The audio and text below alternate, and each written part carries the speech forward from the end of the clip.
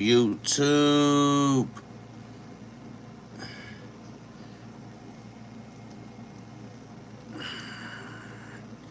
All right, we got YouTube going and we got Twitch going. We back. It's lit. Let's do it. She's like, what's going on? Why is she trying to leave? So he ended up telling her she found the condom. And he was like, Mom, tell her this is your condom. She hung up the motherfucking phone. Y'all tell me why. 10 minutes later, knock, knock, knock, knock, knock. And guess who the it was? Her motherfucking husband. Tune in to part 3 because this is so weird and so crazy. Like, I would have never expected some like this. Like, tune in. Here's part 3 of the father of my child cheated on me with his mother and she's now pregnant. So when he told me about him dropping his mother out to his grandmother's house and everything else that he was saying was a fucking lie. It was a fucking lie. The only thing that was semi-lie, but telling a little bit of the truth, is when they was at that hotel. And again, I only knew because I FaceTimed him. I did not tell y'all that they was in the car. I only FaceTimed him to see like what the fuck was going on because I seen that his location was at the motherfucking hotel. Right. They were sitting in the parking lot. So again, his dad knocks on the door. So he really didn't even get a chance to just tell me what the fuck is going on. So he ran into the door thinking that it's his mother. So he looked in a peephole just to make sure.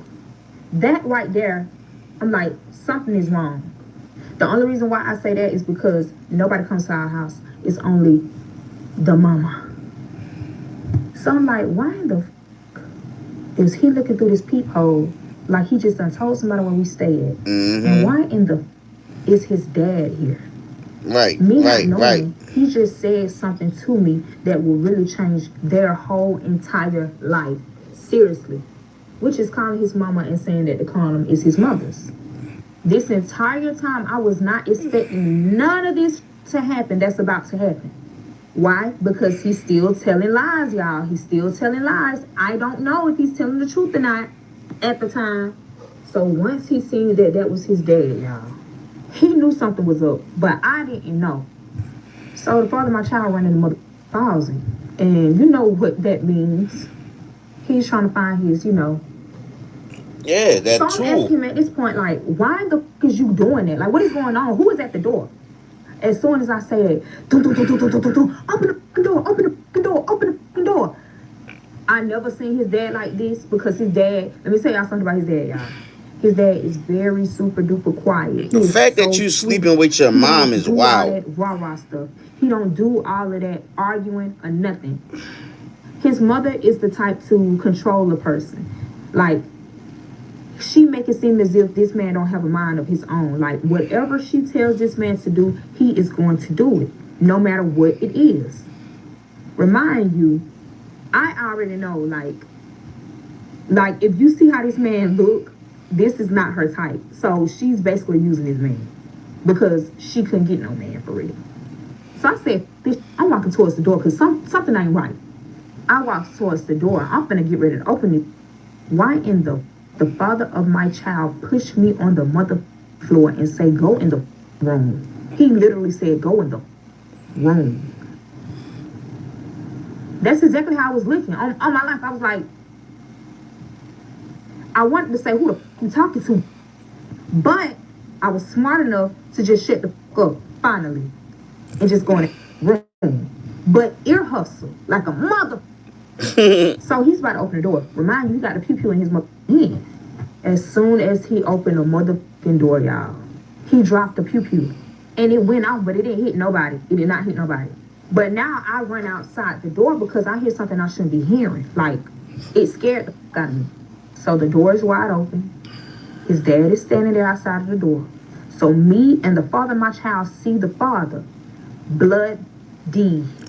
He has so much blood on his hands, y'all. He told both of us to sit down.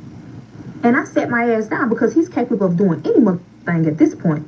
His mind isn't right. And I know it's not right because he never reacted like this. He has never reacted like this. So something is going on. The father of my child sat down too. The dad picked up the pew pew, y'all. I don't know what the he was about to do. I'm like praying. I'm like, what the is going on? Like, I don't know what's about to happen. Yeah, just go to the next video for part 4. This is weird, man. It's crazy, weird, and sad.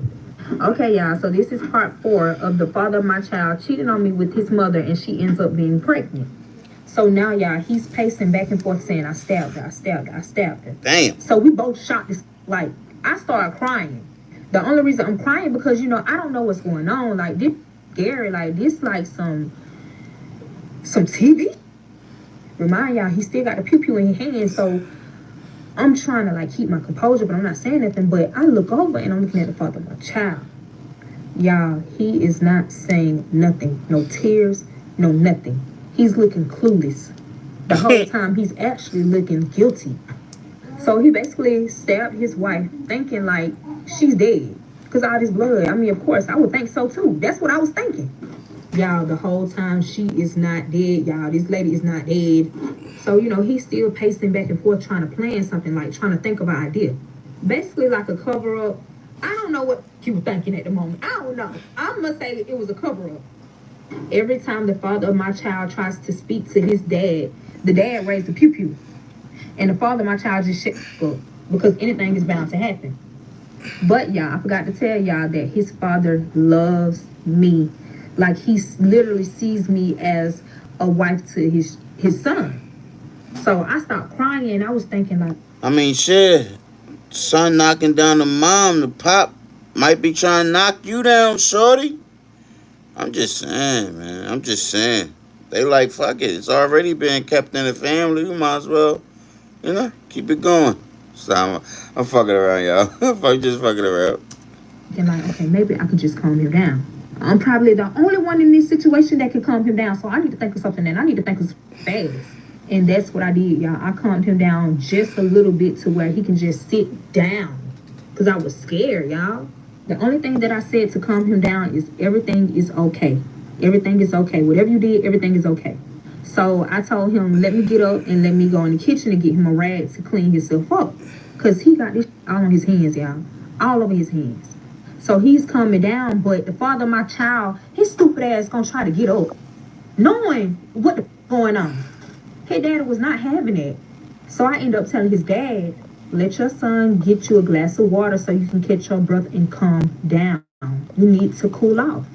So he listened to me and he allowed him to do it. But anytime his son say any damn thing, he's not listening to it. He ready to raise the pew-pew. So I'm in the kitchen and I'm talking low to him, but I'm whispering like, hush, don't say anything. Because, you know, at the end of the day, this is still the father of my child. I don't want him to be unalive because he can't shut the fuck up. Like, hush. So the father of my child, he was like, okay. The whole time, it's a lot of that he done fucking did. I still don't know about. But the dad do. The dad do. So while we're in the kitchen, you know, I'm over here wetting up a rag, you know, again, you know. YouTube, what's up? What's and, up, you know, the father of my YouTube? child is giving him a glass of water. What's that word? How y'all coming? Because I'm overwhelmed. Like, this ain't never happened to me. Like, I'm young at the time, so I don't know how to react. Like, I'm just crying. And I'm trying to hold my composure, but I really can't. And I was only crying because as a Scorpio, Scorpios don't like being confused, y'all. I was confused in that moment, and I don't like being confused like I don't know anything because it make me feel as if I'm not able to control my life. Like, I don't know, like, what the... Like, I'm in a situation that I cannot control. So while I'm wetting the rag, the father of my child is making him a glass of water. But he does the weirdest, y'all. He did some weird ass that I would have never expected this man to do. Remind y'all, I act as if I didn't see what he did. And I thank God that I did exactly that. Because if I didn't, y'all would have been dead. Y'all tell me why he put some type of white residue in that water, but it dissolved. I act as if I wasn't paying attention, but you know, hey, I can see from the side without, you see what I'm saying? I can see from all the way over here, but I'm looking at his motherfucking camera. Like, yes. I see every fucking thing. He reached up in a tall ass cabinet and he had got it out and he put it in that motherfucking cup. And I'm in the back of my head like, why in the hell do he got this in this motherfucking cabinet? Remind y'all, this is the cabinet that I never go into. Only because it's too tall for me and I cannot reach it. He the only one who can reach it. So of course he get a spoon and he, swirling it in. He trying to put big boy. Then he trying to put his dad down. It's crazy work. I give him the rag. I give him, all the cleaning stuff. This son is a piece of work. I'm not touching him because I don't know what happened. This is a crime at this point. I do know that. Facts. So I ain't touching shit. And his son gave him a glass of water. So the father told his son to sit down, but he didn't tell me to sit down. It's like I can really do any other thing. Like, I told you, Pop Duke's trying to nail that. Because he don't know. Pop's trying to nail it. Pop's like, fuck it, it's already been kept in the family. Before he even began to say a word about what had happened between him and the wife, he drunk the entire motherfucking glass. Hit that like button. Like, he choked that motherfucker. So I'm in the back of my head like, oh my fucking God. Like, never tell nobody that you seen him do it, because if anything happens, you get locked the fuck up. So I'm playing smart. And I'm gonna shut the fuck up. I ain't no snitch anyway. Appreciate the love. So he ended up started talking, y'all. He was talking to me. Not his son, to me. Before he said anything, he told his son if he say anything, he is going to unalive him. So I looked at the father of my child and I gave him a look. Like, shut the fuck up. Right. And Shut the fuck up. He didn't say nothing. So the father started talking. So he ended up telling me that he had that nigga don't want them secrets. That baby daddy yours don't want them secrets to come out. She get a message, a call, a FaceTime, whatever the case it may be, he gets every single thing. She don't know about this. She didn't even know that he had an iPad, y'all. That's how quiet he was about it. Watch them quiet motherfuckers, because they're the craziest ones, by the way. So it was this particular message that had him like, what? And it was a message between his wife and his son. And this message occurred when she left. When she said that she left and they went to a hotel lying. It was a whole motherfucking situation, y'all. A whole different situation. So he basically spilling the beans to me, because I'm learning some new shit. Let me tell you what he ended up saying. He said in the message between the wife and the son, the wife said, if you don't tell what happened, I won't tell what's going on between me and you. Oh, shit. So that was like an alert. That's an alert for anybody, really. Remind y'all, at the time of this happening, he's at work. So Mom Duke's about trying to frame the son is crazy. He text messages until he got off of work, y'all. Because the iPad was in his car. So he began to read the messages. So he said that he went to a restaurant. While he's at his restaurant, he's literally reading the motherfucking messages as they come. Y'all, this is so sad, y'all. This is sad. This is ridiculous. So what set him off to where I'm about to do some was when she said, son, that is not your real dad. Oh, shit. With the person that I'm cheating on with now. So now I'm in the back of my head and I'm mad as at the father of my child. Because I thought you said that this condom was your mama's. Right. How in the is this condom in your car? Yeah. What? That's exactly what I said to his dad. Like, what is going on? I'm trying to put A and B together and make that C. Right. So basically, at the fucking hotel, y'all, she linked up with that dude. And the mom told him to come there so it can be kind of like in a way that she won't get caught, because the son is there. So the father won't think too much about it. Remember when I told you I FaceTimed them and they was in a car together? The shit has already been done, y'all. Right. Basically, that dude and the mom, they was at the hotel. By the time the father of my child got there, the boy, that man, he left. I'm gonna go ahead and tell y'all this little part. Basically, that condom was the father of my child condom, not his mom. So that one lie he told has ruined his mother family, and it gets deeper, y'all. It's like, this story is very long. It's very long. So in these messages, they end up telling on each other. He was fucking the girl. She was his real father. And this new information from the husband is new because this whole entire time he done raised this boy and everything. He's really thinking this is his biological child. He just found out something that is out of this mother world. I'll be shocked too. He went to the store, y'all, and he bought the sharpest knife he could find. Before he got out the car, he put the knife in his pants. He walked in the house. The mother was at home, y'all. The mother was at home. I don't even remember this part, 4 or 5. Just watch to the next part. Because this deep, man. This get real deep. So this is part 5 on the father cheating on me with his mother and now she's pregnant. Now he's trying to continue what happened. Then he had paused out of nowhere and then he just started rubbing his head like something ain't right. So he like, what the fuck is wrong with me? Like, what's wrong with me? He asked himself like, is he hallucinating? That shit kicking in. And I'm looking like, cause I ain't got to say. I ain't got nothing to say. So he tried to stand up and walk to the bathroom. Y'all, why as soon as he walked in the bathroom, he collapsed on the ground, y'all. He collapsed on the floor. This man is past the fact.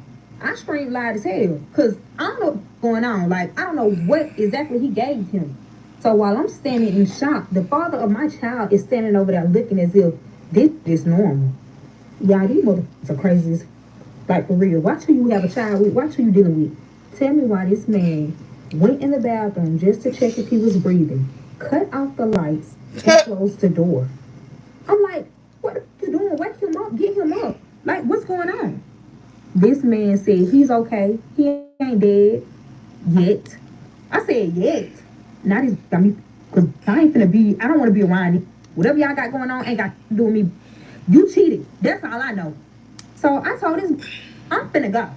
Couldn't even leave because I forgot that I told the mother car. Like, that's how bad this situation was. Like, with my head, with my mind. I forgot that I told the mother car. So I told this, I'm finna get an Uber. Fuck all that. I'm finna get an Uber and I'm finna go. I don't need to be around this. And I don't want to be a part of no mother crime. So he tried to pick an argument with me. Trying to pick an argument with a female that is upset is the worst thing you can mother do. Because guess what the fuck I did? I picked up my mother work boot and knocked his big ass head. But yeah, don't play with me. Don't be trying to pick an argument. You cheated, ho. You must thought I forgot. Then you done lied about all this bullshit just for all this bullshit that happened. You literally made a fucking lie and exposed the truth. Stupid. So of course we started arguing again. We started arguing so bad we didn't even notice that we argued damn near 2 hours straight, y'all. Seriously, 2 hours. The only reason we stopped arguing because somebody knocked on the door. So now we both looking crazy. It's back up. Who the could it be? The husband just said he just stabbed the wife. The only person that comes to the house is the wife. But the husband did just come at this mother door. So it could be anybody. 911, what is your emergency? Yes, it was the mother police, y'all. So basically, someone reported that the wife is missing. I'm not talking because I don't know what's going on still. I don't know what's true. I just don't know. The father of my child starts to speak up and they was asking questions like when the last time you seen her, da da da da da da da da. And he said the last time he seen her was at the hotel. And I'm giving them information and everything. Y'all wanna know so crazy? The police officer never stood inside of the house. Because if he stood inside the house, it would have Y'all been was worse. done, right? The gun was on the table. It was a rag of blood. And the husband is knocked out in the mother bathroom, looking unalived. So the father of my child broke down and cried. I'm looking at this like, get out my face, ho. I ain't supporting your whole ass needs. Get out my face. Oh, God. Because I don't know what's going on here. So, the police were just basically saying, like, we'll give you more information when we get information. So they end up leaving. But the only question that was in the back of my head was, who reported that his mother was missing, y'all? The real dad. Ding, ding, ding, ding, ding. His biological father. Right, that's who she was sleeping Let me with. tell you how I found out. The whole time while the police is here, the father woke up. He just quiet as because he just did a crime. He woke up in the bathroom. His stepson, we won't say, know that he was up. So we had our head turned to where our head, like the bathroom is back this way. So we thinking he knocked the fuck out of sleep. We not expecting him to get up no time soon. That nigga up making Tell me why phone he got the calls. damn gun. And he wrapped the motherfucker up. Yep, he wrapped the father of my child the fuck up, y'all. He told him, if you move, I am bound to kill you.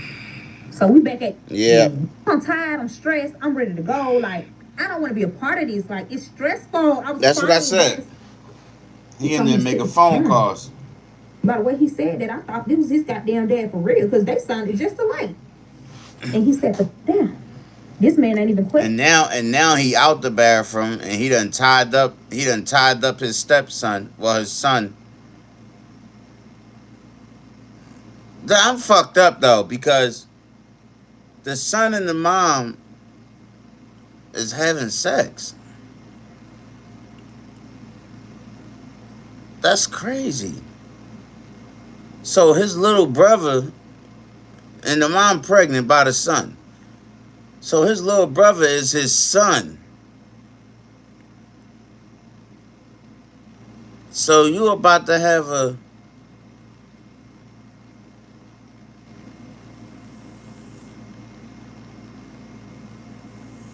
brun.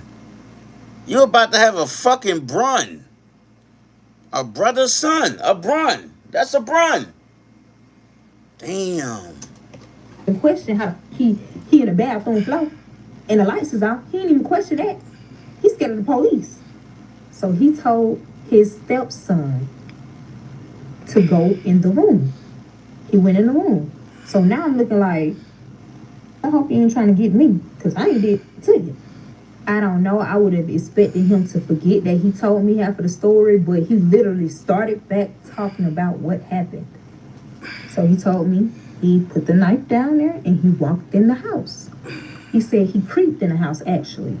And he said that the mother and the biological father was there. And of course, you already know what they was doing. Really? Did you have to make that noise? Like, I'm in the back of my head like, did they just... That's a squeaky ass bed. I mean, the father of my child wrong. So he told me he busted in the door. And, you know, he's shocked. He instantly goes to the biological father. The biological father runs. The mother is screaming. I don't know how the biological father got away. He got away. The mother didn't. She's trying to run behind the biological father because, of course, the husband got a weapon. Them not realizing they couldn't leave because the biological father left the keys in the motherfucking room. So guess who had to run back in? The mother. So the mother run back in the room. And she expect the husband to be somewhere else in the house trying to figure out, you know, other shit or trying to put two and two together. No, mother. That mother was sitting in that mother room. He was crying in the bed. Crying in the bed. Trying to figure out what did really just happen to me. As soon as that husband seen that wife, he 3 times to her. So she's still trying to run outside. Jason, that motherfucker. She got outside, but she collapsed. As soon as she collapsed, turned into Michael Myers on her ass. Reminds you, the biological father is still outside waiting on her to get key, but he's just seen her collapse and she's got blood out on her. He's out of there. He's sitting there waiting till the husband leave. The husband ain't paying attention. All he trying to do is get it gone because he know what he just did. So as soon as he left, the biological father ran in the house and got the key and left. He went MIA. So who called the police and said that the mother is missing? The biological father. Why did he say the mother is missing? Only because he didn't want to be a part of that crime. Right. He ended up telling the police that basically he always talked to the mother. And of course that was a good, lie because they have a child together. The police not knowing that, they creeping around and she has a whole husband at the time. So after they had got all the information from the son, of course they went to go find the husband. But the husband is at our house. This is everything that the husband's telling me. So while the husband is telling me all of this information, all we hear is a glass break, shattered. And of course, baby dad up out of there. The master bedroom. The father of my child done went loose. He ran to, but he got the fuck up out of there because he just knew that he was about to be next. Only because he's fucking his mama. So the police is thinking that the husband is at work. The whole time he's at our house. The only reason I know is because the police end up calling the son. Did I not tell you the son left his phone? Yep, the father of my child left his phone at the house. I know the passcodes, so I got to.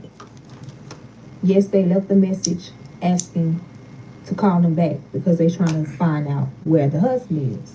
And of course, I couldn't hide what the police is saying because the husband is telling me to put the phone on speaker and he has a weapon in his hand. And I ain't trying to get hurt. I'm still trying to be on his good side so that I can get to the bottom of this and get all these, resolved. So the husband told me to tell him that he ran away. And the only reason why he told me to tell the police that so that they can look at him as a suspect and not the husband. So the husband is trying to get away from this bullshit and pin the shit on the father of my child.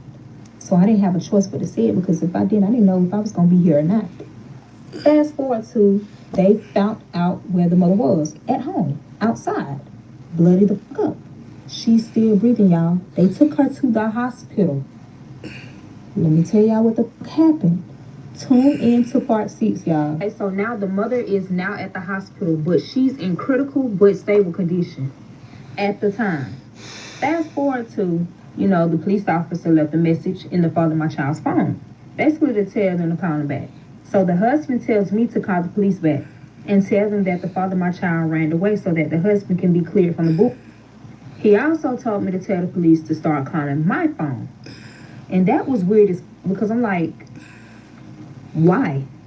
Me not knowing the father plans to keep the phone at the house, the father of my child's phone at the house. So it won't track me and the husband's location because he about to take me somewhere. And that scared the fuck out of me. So I'm like, are you serious? He ain't saying nothing. He looking at me crazy. So guess what I started doing? Packing. While I was telling him, just don't hurt me. So I'm in the back of my head to think of some shit so that he won't hurt me. So I end up lying to him saying that I was pregnant. And regardless of him finding out that the father of my child is not his biological son, this will still be his grandchild no matter what. Boom! Got his motherfucking ass. He started getting nicer and nicer. The whole time I'm lying like a mother. Because who pregnant? I was sending that mother to the moon before I could do another child with this motherfucking weird ass family. So he ended up telling me, you need to hurry up and pack your clothes.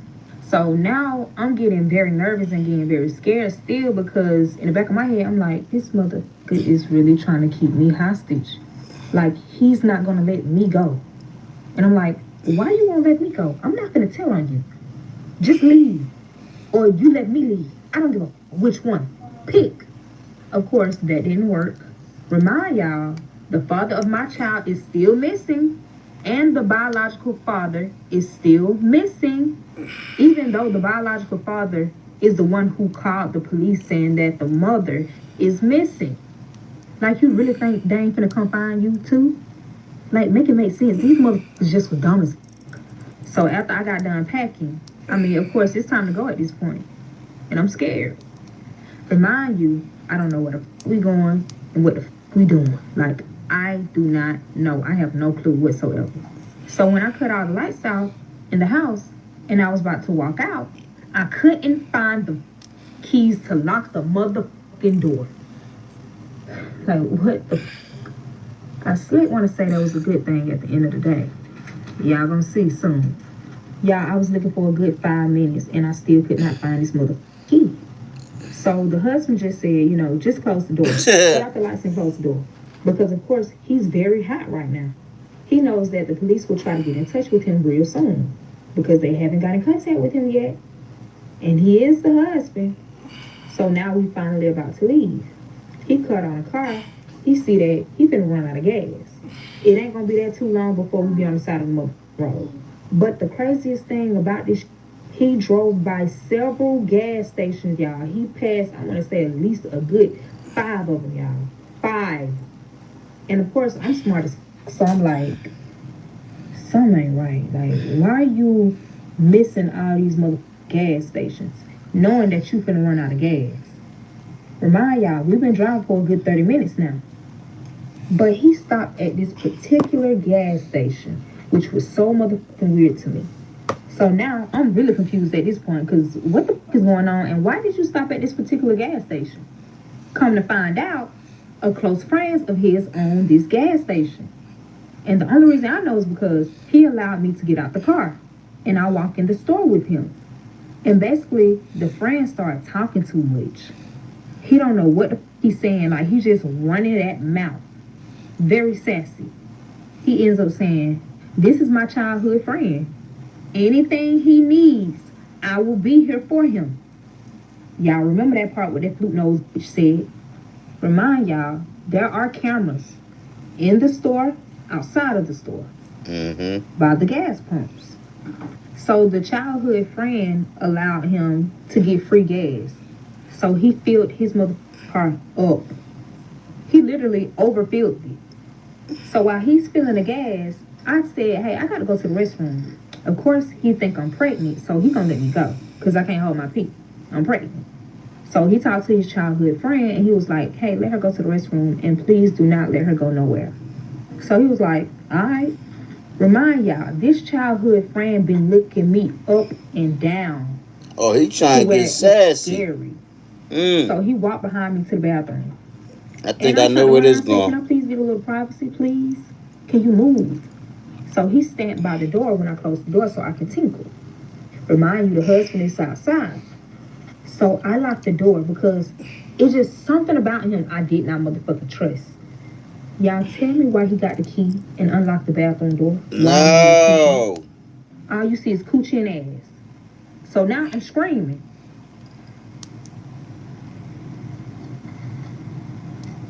No, he didn't.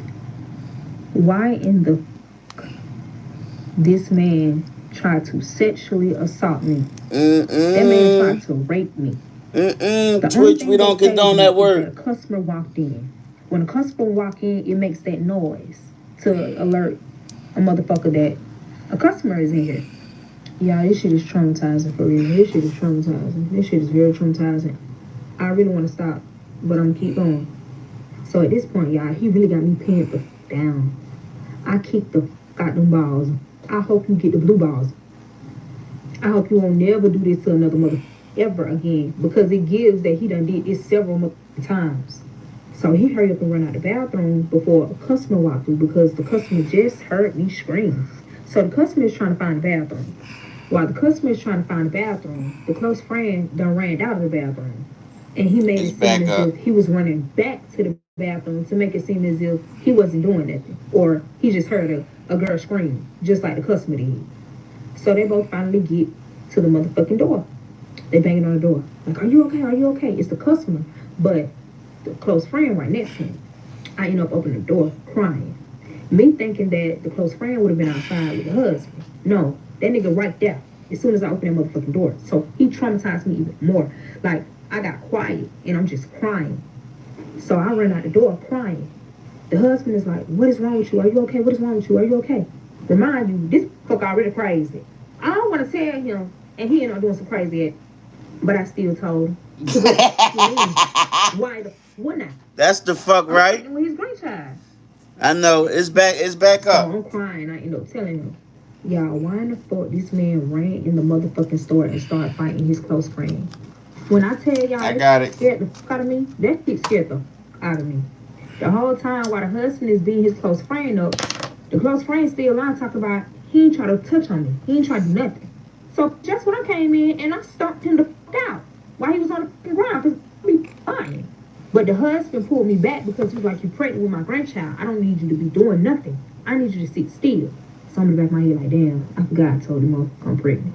You right. You right. So while the husband is beating his close friend up, the close friend start apologizing. I'm sorry I did that to her. That will never happen again. I'm so sorry. I'm so sorry. You can stop hitting me. Can you stop? Like he's screaming, stop. So I end up getting the husband. I was like, okay, calm down. It's okay. Remind you, he putting his best effort in this motherfucker. He already got a lot of build up in him. All this that's going on. So he taking his anger out on the childhood friend. He is beating his shit clean. For real, for real. Y'all thought I whooped the father of my child ass. Nah, husband got down to nitty gritty on that motherfucker. So the close friend tried to bribe husband with some money. So the husband, of course, he took the motherfucking money. It went up like $500. And the husband told him, if you don't pick up the phone when I fucking call you, I'm gonna kill you. He said it straight up. And of course, this is his childhood friend, so I don't know what they done did in this lifetime, but he had to do some to where the close friend didn't say. He said okay, quickly. Shit, he just tried to essay you. Scared, y'all, when he said it. So I'm like, what the? This man done did. This ain't the only he done did, bro. Okay, so boom, we finally leave. Okay, y'all. So now we've been driving for a whole month hour, and I'm asleep. But I wake up when I hear somebody's phone ring. I'm thinking it's mine the whole time. It's the husband's, y'all. And guess who's calling? The police. So he pulls over because he's trying to think of some. The whole time he thinking, this motherfucker staring at me. Man, like I said earlier, right? I don't know if this story real or fake. I seen a little bit about it online. I don't know if it's real or fake, but either way, if it's fake, it's a good ass story. If it's real, it's a tragic story. But it's still a good ass story at the same time. You get me? Yeah. Oh, guess what I did? Nah, don't look over here. I ain't got for you. I'm pregnant. So he didn't pick up the phone. They called again. He did not pick up the phone, y'all. Y'all just watching this video for part 7. Oh my God. Please. Here is part 7 on how the father of my child cheated on me with his mother and now she's pregnant. So while we were driving, the husband's phone starts to ring. It rang twice. He never answered. Of course, guess whose phone they start calling? Yes, mine. So I'm looking at the husband like, what the f*** you want me to do? Because if I start responding to them out of nowhere, they gonna know something is up. So y'all tell me why we are parked on the side of the mother road and it ain't nothing but hella bushes on the side of us. Nothing but bushes. So he came up with a mother plan. He told me to hurry up and get out the car. And once the police called back, scream as loud as possible. He literally told me to scream like somebody's killing me. Like, hoes, you cool? So now I'm confused, like, why the do you want me to do this? Until I actually did, y'all. Guess what this man did? Mind you, he still has the father of my child's pew-pew. As soon as I screamed, he aired 3 times. Not at me, in the air. Y'all tell me as soon as I screamed, he grabbed the phone and said, now come find my girlfriend and me too.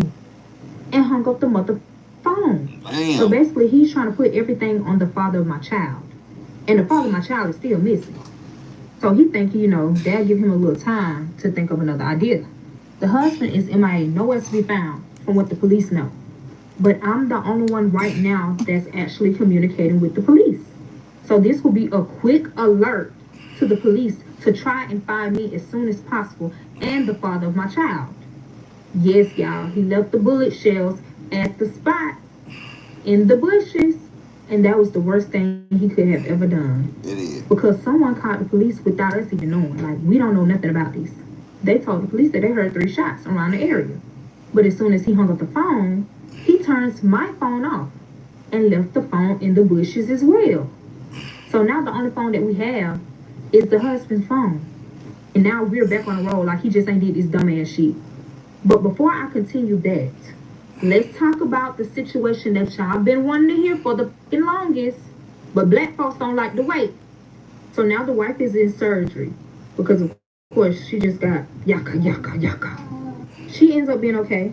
Until the doctor tell her some motherfucking news that's about to make her become a suspect in a whole nother motherfucking crime, y'all.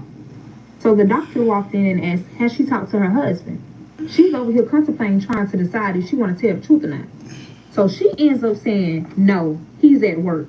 So 2 police officers walks in, y'all. One police officer asked her, could you describe the person who did this to you? Rhonda said no. So now the doctors and the police officers are looking at her kind of like weird as hell. Because some just ain't adding up. But of course, they write all this information down. So this one statement that the doctor is about to say is about to her up. The doctor says, so we ran your blood work, and it shows here that you're pregnant. Congratulations. As soon as that hoe ass mama of my child's father heard that, she instantly said, where's my phone? Don't you supposed to be happy?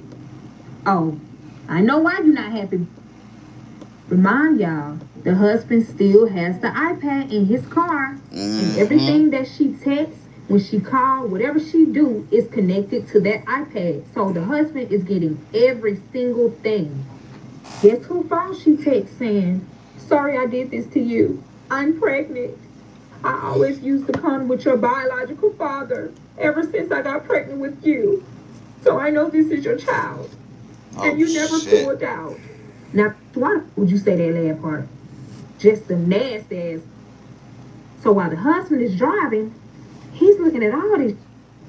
Remind you, the father of my child's phone is still at the mother house. Right. So he didn't even get the mother message. Only the husband did. The husband could barely pay attention to the mother road because he's trying to read these messages. So he's feeling hurt, sad, angry, all at once while driving, y'all. Once he read that, he screamed so fucking loud to where I thought I shit on my mother too. I thought this mother was having a crazy attack. I didn't know what was going on. It just popped up out of nowhere. Y'all, the whole time he feel like this is because after he thought he had a child, which is the father of my child, he went and got a vasectomy right after that. Yes, I want to say like a year or two after the father of my child was born. But he was so into these motherfucking messages, by the time he looked up, I motherfucking screamed. Because he was in the wrong lane, not paying attention. As soon as he tried to avoid it and swerve off, the tire popped off and the car flipped 5 motherfucking times, y'all. But let me tell you the craziest thing about this. The only person that was hurt was the husband, not me. The car is so smushed, the only person who can get out the car is me. So the people that he tried to avoid the wreck to, they pulled over. And they tried to help me get out the car and also the husband. They end up getting the husband out the car. They end up getting me out the car. They both laid us flat on the ground. But I'm okay. So I got up real fast. Like, yeah, this is the second motherfucking time your ass in an accident. You just keep coming out unscathed. His legs is in pain. Like, in crucial pain. If you ain't never heard a man scream for real, I don't think you want to hear it. So now we're sitting out here for hours, trying to make sure that husband will be okay. He was okay. He was just limping so mother bad, y'all. Bad. So he couldn't drive. Just me. The car is gone. That's stuff. So he told the people that he tried to avoid the wreck, who helped us get out the car, to take us to the nearest hotel. What's up with these motherfucking hotels? They ended up taking us to the hotel. He used $400 of that $500 that his close friend gave him for the hotel. And we had that hotel for 4 days. So while we're at the hotel, he's trying to get his leg back right so that we can hurry up and make another plan. We can't be at the hotel for long because shit, now we're basically on the run.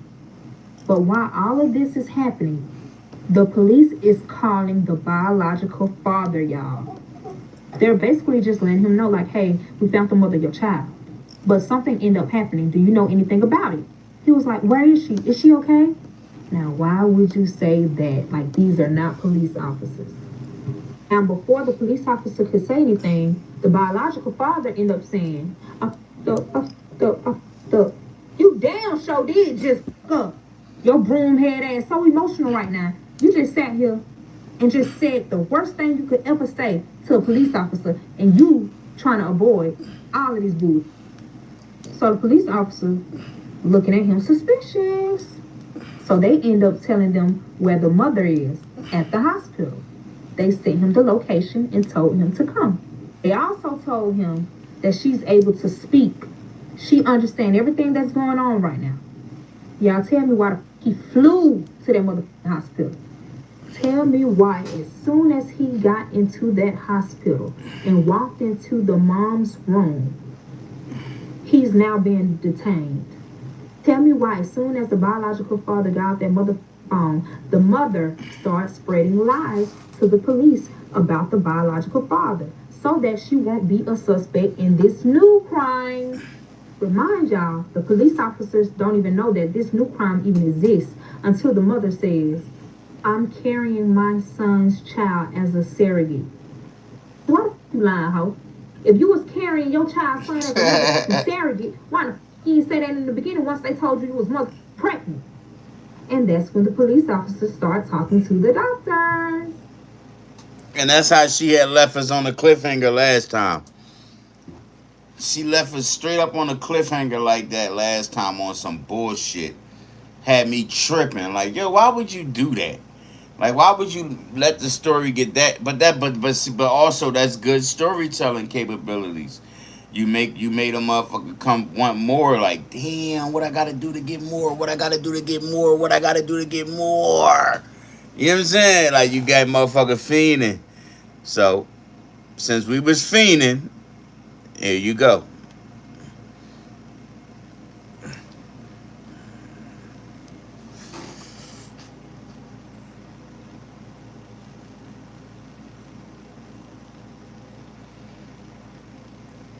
Oh shit.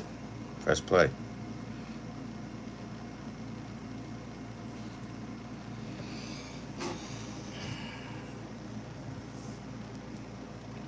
Hey y'all, welcome to TikTok Storytime Compilations. Remember to like and subscribe for more videos and also leave your opinions on today's video in the comment section. Now let's start the video. This is part 8 of the father of my child cheated on me with his mother and now she's pregnant. Before we talk about the mother and the biological father, let's talk about me and his husband. So remember when I told y'all we couldn't be at the hotel for long? Let me tell you why. And please stop trying to tell my story because you don't know what the f you talking about, alright? So as I said, in the last part, he paid 4 days for the hotel. But we could only stay for a day and a half. Let me tell you why. Remember them 2 people who got us out that smushed ass car? I hope you do remember. If not, your brain is fried. The husband phone and iPad was still working, y'all, even though it was cracked the up. And it wasn't nothing wrong with the pew-pew.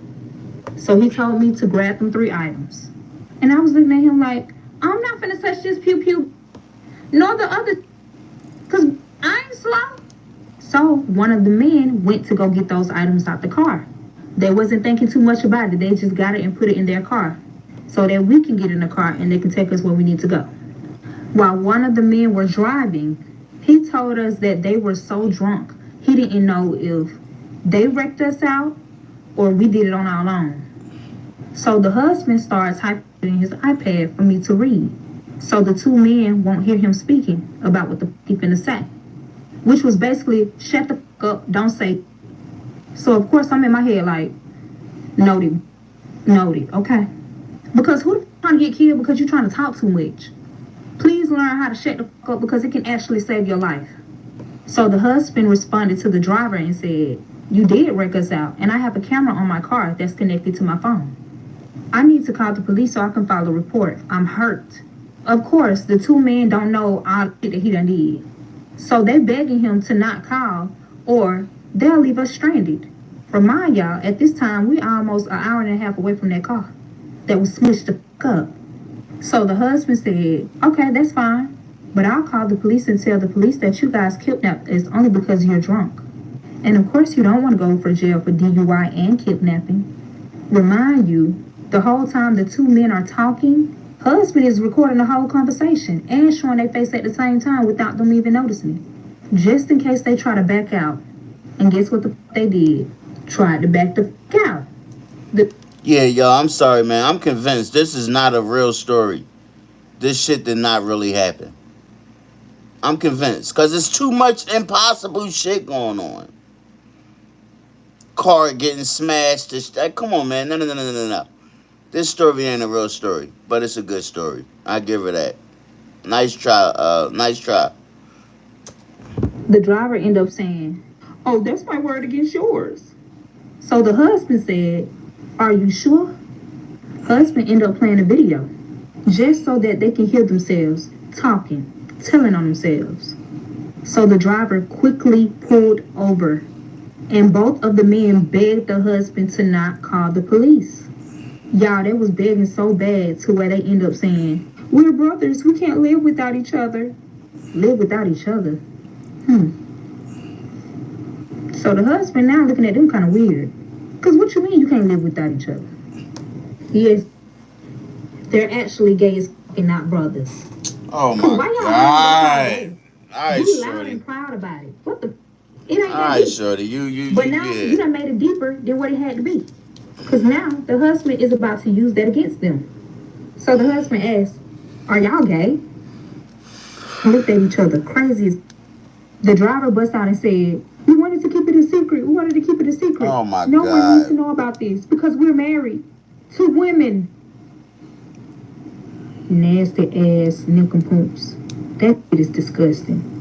So you sitting here cheating and gay with it, and you ain't telling y'all wives? Don't make no motherfucking sense. So now they're begging them not to even say that they're gay. The whole time, me and the husband looking crazy because we don't give a fuck about y'all being gay. We don't know y'all. But of course, they're drunk as they ain't paying attention for real. So the husband got one up on him. And he used that to his advantage. And he ended up saying, "I won't tell nobody if you give my daughter-in-law the key." I'm looking at it like, daughter-in-law? How I ain't married to this funky ass bitch ass nigga. Are you cool? So I ain't saying, I'm trying to see if the driver trying to give me the keys. But I'm also thinking like, what the fuck you want me to do with these keys? Cause bitch, I ain't driving. On my soul, I'm not. Let me stop lying. I definitely drove. I ain't had no other choice. He got a pew pew. Anything is bound to happen. So the driver ended up giving me the keys. The husband ended up telling the two men, "I need y'all to go find y'all way home. We can drop you off. But if we drop you off, this is now our car. And if you say anything, I will tell both of you guys' wives." So the two men started laughing. But they quickly shut the fuck up when the husband picked up their wallet and raised the gun at them.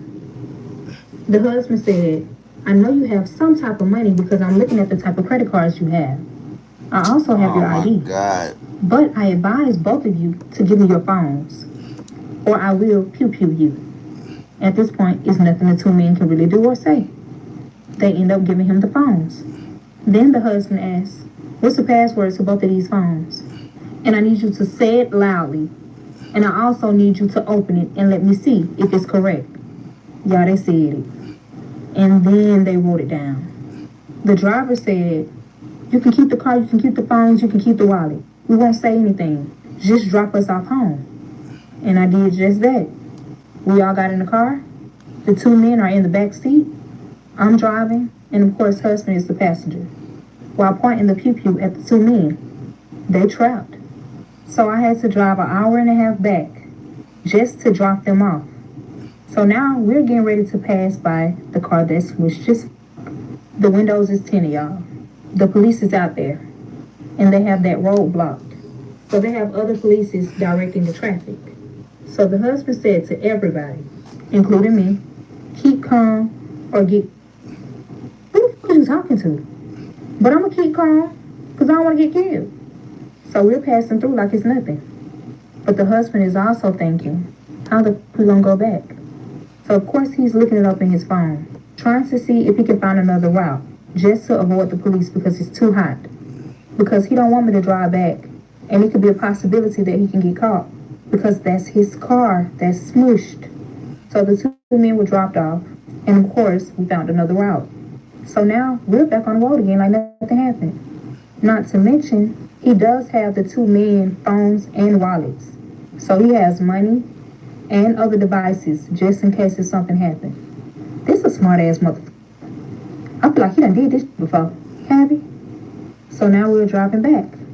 We got to the hotel. He booked us in a hotel using his real ID.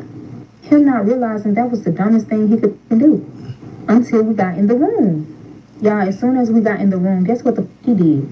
He smushed the phone. And he said, "Sorry, I just had to make sure that you're not gonna tell nobody." I hope you can understand how hard it is to trust anyone right now. I'm looking at this motherfucker like you done got me f***ed up. You really got me into some that I can't get my ass out of, even if I tried to. Cause you got one up on me with the pew pew. So he gets on the bed. He sit up and he says, "We can't stay here for long. I should have never used my ID. My car is smushed up. The police just found my car. And I haven't answered to the police ever since they called. So we have to leave." I'm looking at him like, I'm tired.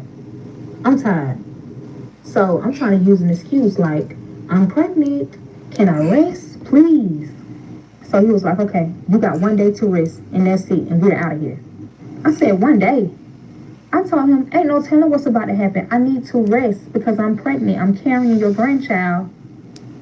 He ended up saying, "You only get a day and a half, and that's it." That motherfucker got aggressive as when he said that. So I said, all right, that's all I need. Remind y'all, I was actually tired as though, for real. But I'm trying to stay up to see if I can get the fuck on. Yes, I was thinking about stealing the keys and driving the fuck off while he in that hotel suite. Absolutely. But of course, this didn't happen the way I thought it would That have. nigga ain't going to Because I sleep. ended up dozing off before him. I didn't even wake up in the middle of the night. That's how tired I was, y'all. But it's crazy because by the time I woke up, husband already up. I was like, damn. I wake up to this bitch over here trying to exercise his motherfucking leg. Hope your leg. I'm ready to go home. You done can kidnap me. I done went through all this bull for no motherfucking reason. So as soon as I got up, he instantly said, "Here, get this phone and call the father of your child's mother." I'm looking at this bitch like, no, you do it. I don't want to talk to her. I do not want to talk to that asshole. He's staring at me. I'm staring back at him. So I've been doing everything you've been telling me to do now. Don't, no. Oh, got real serious. Put that into my head. He never did that. I got him up phone. I got. And I said, "What the do you want me to say?" Y'all already know what I'm gonna say. Go ahead to the next part and watch part 9. This is part 9 of the father of my child cheated on me with his mother, and now she's pregnant. It's a lot of reasons why I don't want to do part 9 and why it took me so long to do part 9. And y'all about to see the reason right now. So now the husband has to my head demanding me to call his wife. I'm asking him, what the fuck you want me to say? Like, this is weird. Why would you want me to call your wife? Why the you can't call your wife? So the husband said, let her know that it's you and you are trying to look for her son. He's missing. So of course I'm looking at him crazy. I really don't want to do this. But I still did it. He gave me the driver's phone and said, call now.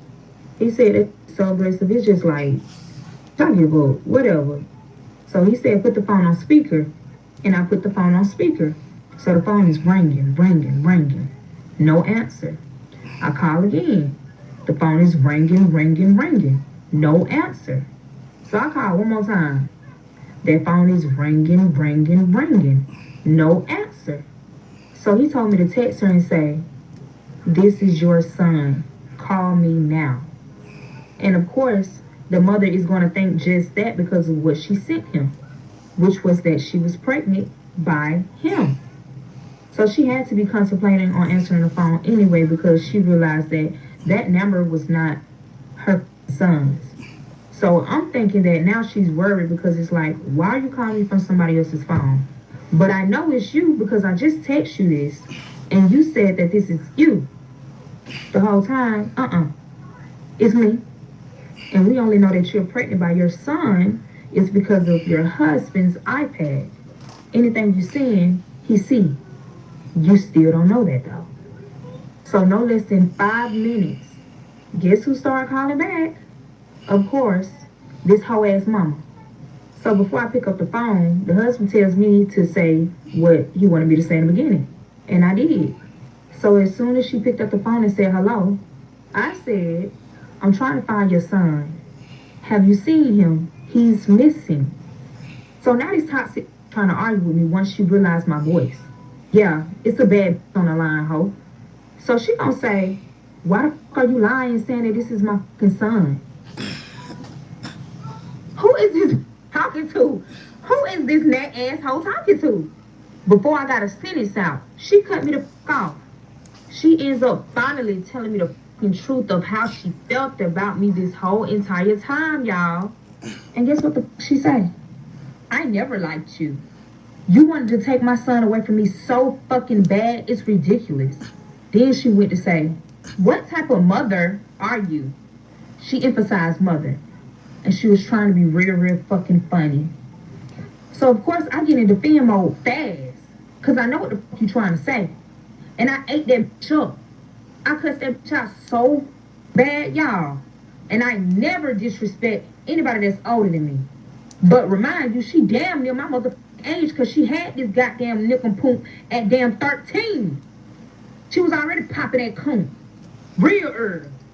So she started calling me all types of names in the motherfucking book. It's hoes, sluts, every single thing.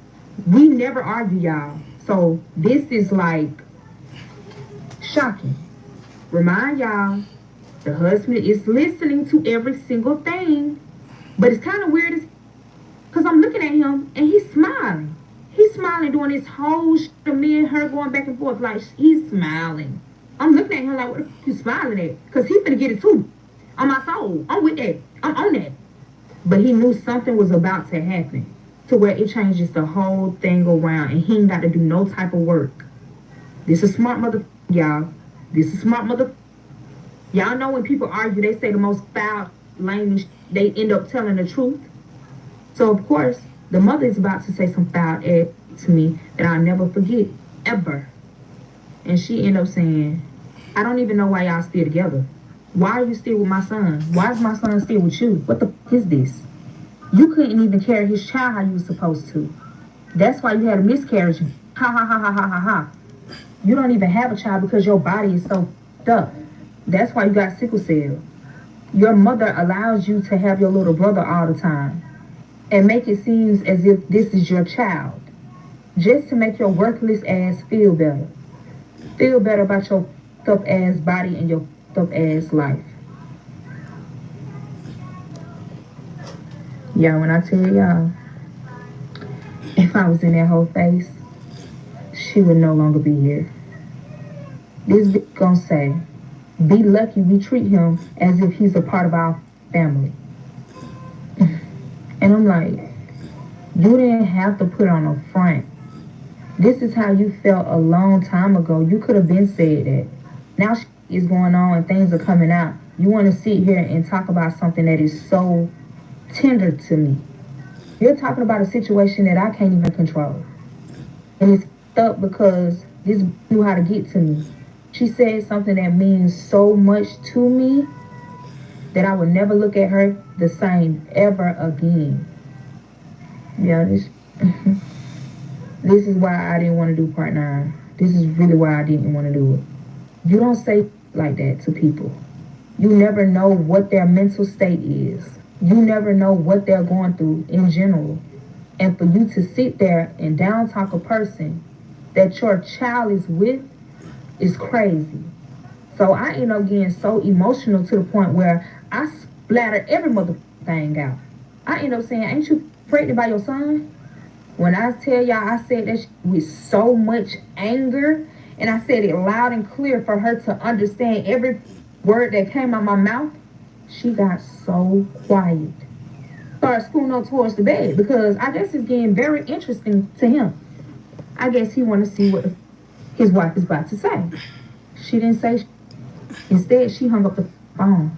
So of course I'm crying because it's like, man, you don't say no shit like that. That shit lame. That shit was lame. That shit was She lame. she was just talking shit. Like, She wasn't okay. saying like she was just saying like you don't she have was to just basically saying the mom is a young mom. That's it. And I said, fuck you, bitch.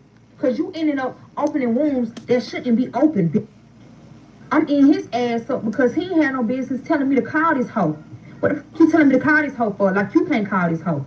Why the fuck you ain't talk to your wife, bitch? This shit ain't got shit to do with me. Y'all put me in the middle of y'all shit, and it don't make no motherfucking sense. And I told him straight up, now you finna see a whole nother side of me that you ain't never seen before. So now he getting scared. And I told him straight up, not with no gun in his hand. Do it. He ain't saying that like he quiet as hell because he's looking at me like she about to do some shit. So I'm calling her down. And I was about to do some shit if he didn't calm me down. But as soon as he tried to calm me down, guess who ended up calling back? This slut ass mama. So he ended up saying, I got it, don't worry about it, give me the phone. And I said, no, I got it. So he didn't say I put the phone on speaker. I said, we got to talk about what you calling back for, bitch. I'm over here trying to find your motherfucking son, and you over here trying to talk about me, bitch. You a hater. You a hater. A big one, too. Instead of her worrying about where her child is, this questioning me on how I know that she pregnant by her child. So I told that bitch, don't even worry about it. I told that hoe, I already called the police on your motherfucking ass, and I already told all the nasty ass that you done did to your motherfucking child.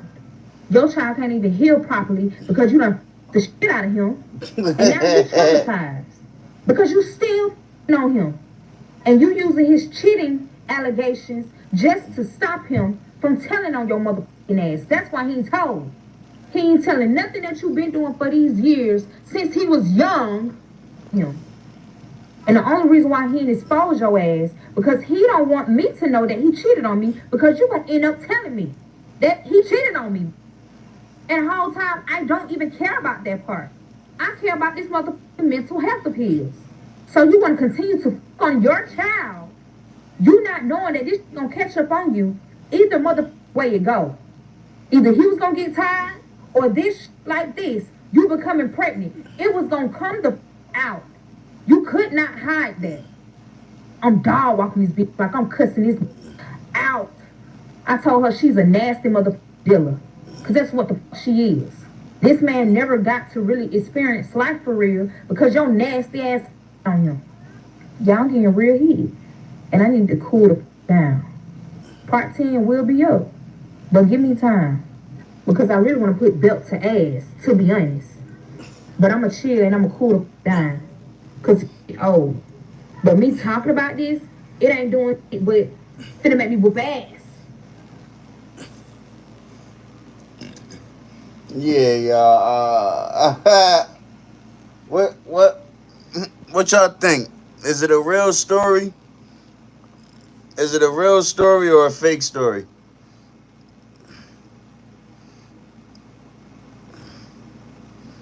Is it real or fake? I don't think it's real, honestly. I'm gonna keep it real. I think some parts is, and I think some parts ain't. Honestly.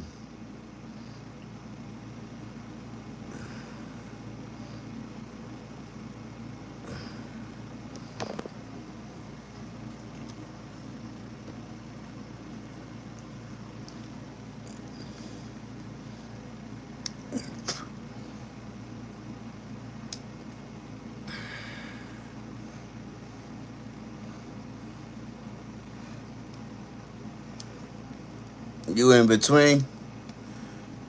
Yeah, me too. It's just some of it is just like, nah. Some of it is like, what? How? Like you in two accidents and the car gets smushed. The first car get totaled. The first car get totaled and you ain't get hurt. The second car gets smushed to shit and you ain't get hurt again. How is everybody else getting hurt but you? Who the fuck is you? You a superwoman? You a superhuman chick? Like, what's up? The truth to the story and some parts just don't. Exactly. Right. I think it is some truth to the story, but I think some parts is just added in there for like shock value to just make it sound, you know, crazier than it is. All right, let me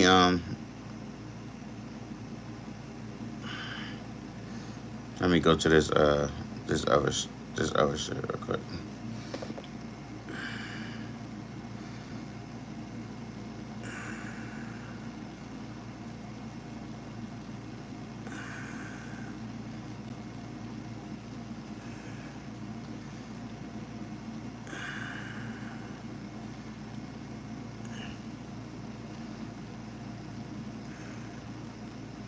Come on.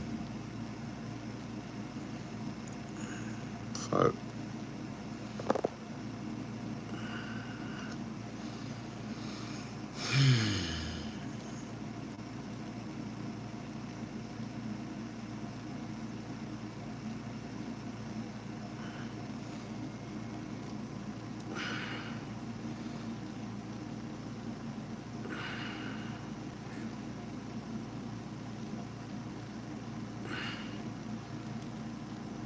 Alright.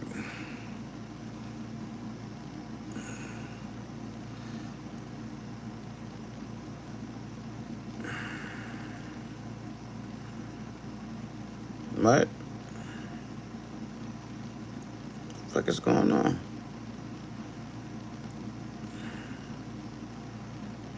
Need sex? Oh, I can't wait till this come out. Megan too. Good morning, Harold. How are you? Good to see you. Oh, Hope call her everything's fine. husband red-handed I kept saying the with name. his And he was like, I don't 18-year-old understand why you keep calling the name. And I sexy was like, oh mistress yeah. at the I said, your airport. being is Okay. up. I was like, you nasty mother. I was like, your Big being is plate. up. I was like, was such and such I on this know flight Twitch with is you? down. He was like, I'm on no. it. I don't know why you keep mentioning that name. I don't know who that is. I said, I'm gonna ask you one more mother time and know that I know the truth. Don't lie to me. And he sat down in his chair and he was like, yeah, she was with me. And I was like, okay. I said, so that's your girlfriend? He was like, yeah. Are you gonna stop seeing her? So he paused for like 20 seconds and kind of tilted his head to the side. He was like, I ain't gonna tell you I'm gonna stop seeing her. And I was like, then you want a divorce? He was like, oh, I don't want a divorce. He was like, I ain't gonna let nobody have my money. Oh, but let me tell you something, it's a cautionary tale. You all wanna move on? Just say you wanna move on, y'all. Because if you don't, you definitely gonna find out.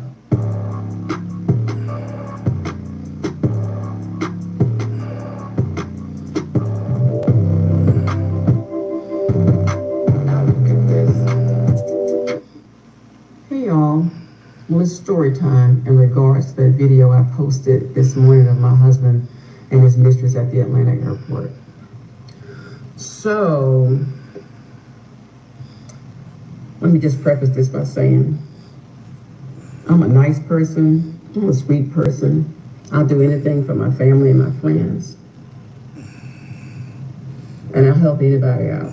Try to stay in my own lane, I'm trying not to bother anyone or do any of that. But when people play in my face and plot and plan and do foul stuff, I'm not so nice anymore. Hold on, And y'all. that's Hold how on. most of us are. So let me say, in Europe. So I wanted to make sure that I had dinner and everything ready for him by the time he got home. So I called the airline. So I knew the flight number. And I was driving, so I couldn't, type it in my computer, because usually if you just type a flight number in, it'll just pop up what time the flight's gonna land. So I had to call the airline that day, and when I asked the flight attendant, or not the flight attendant, I'm sorry, but the representative, what time that flight came in, he asked for my husband's name. And I was like, you don't need his name. I was like, just give me the flight information. If I type it in, I just need the flight information. You don't need his name. So he was adamant about me giving the name. So I gave him the name. He comes back a few minutes later and he says, Mr. Such and Such and Miss What's her name landed 20 minutes ago.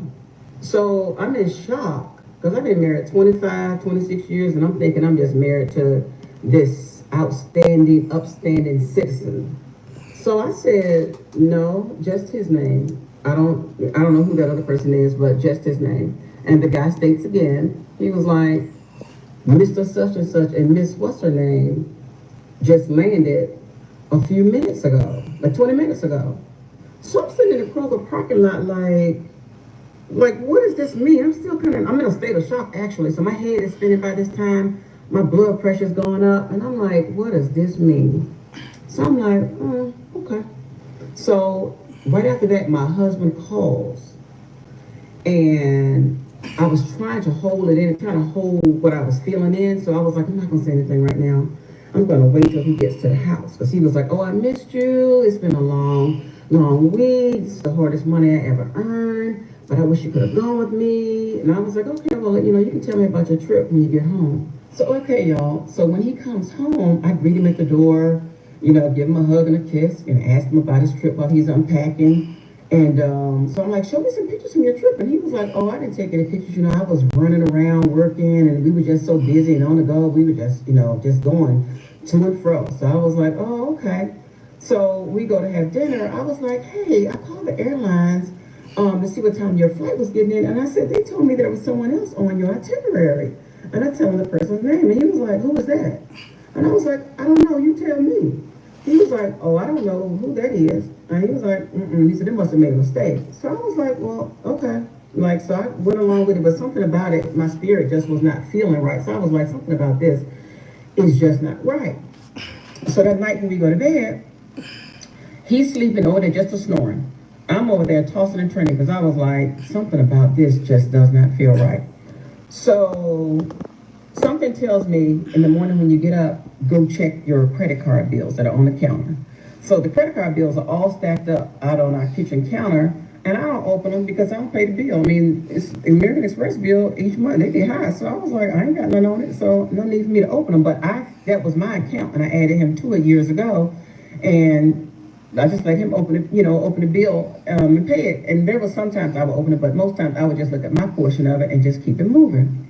So that morning when I get up, I go to church, and he tells me that he had to leave because he had to catch up on work and all that kind of stuff later on in the day. So I was like, okay. So I go to church, and when I come back from church, I get ready to go to the Falcon game. But something was like, check one of those credit card bills before you go. When I opened up that bill, the woman that the airline employee mentioned that was on his itinerary, her name was up and down my credit card bill. Flights here, flights there, flights to Paris, Delta vacations, Damn. country here, island there. So I'm thinking this was in 1 month. So I'm sitting there like, what in the world? Damn. Hers makes flavors that make you go, That means it's gonna be good. oh, why would I even need the other food groups? That flavor, man, so good. I can take this back.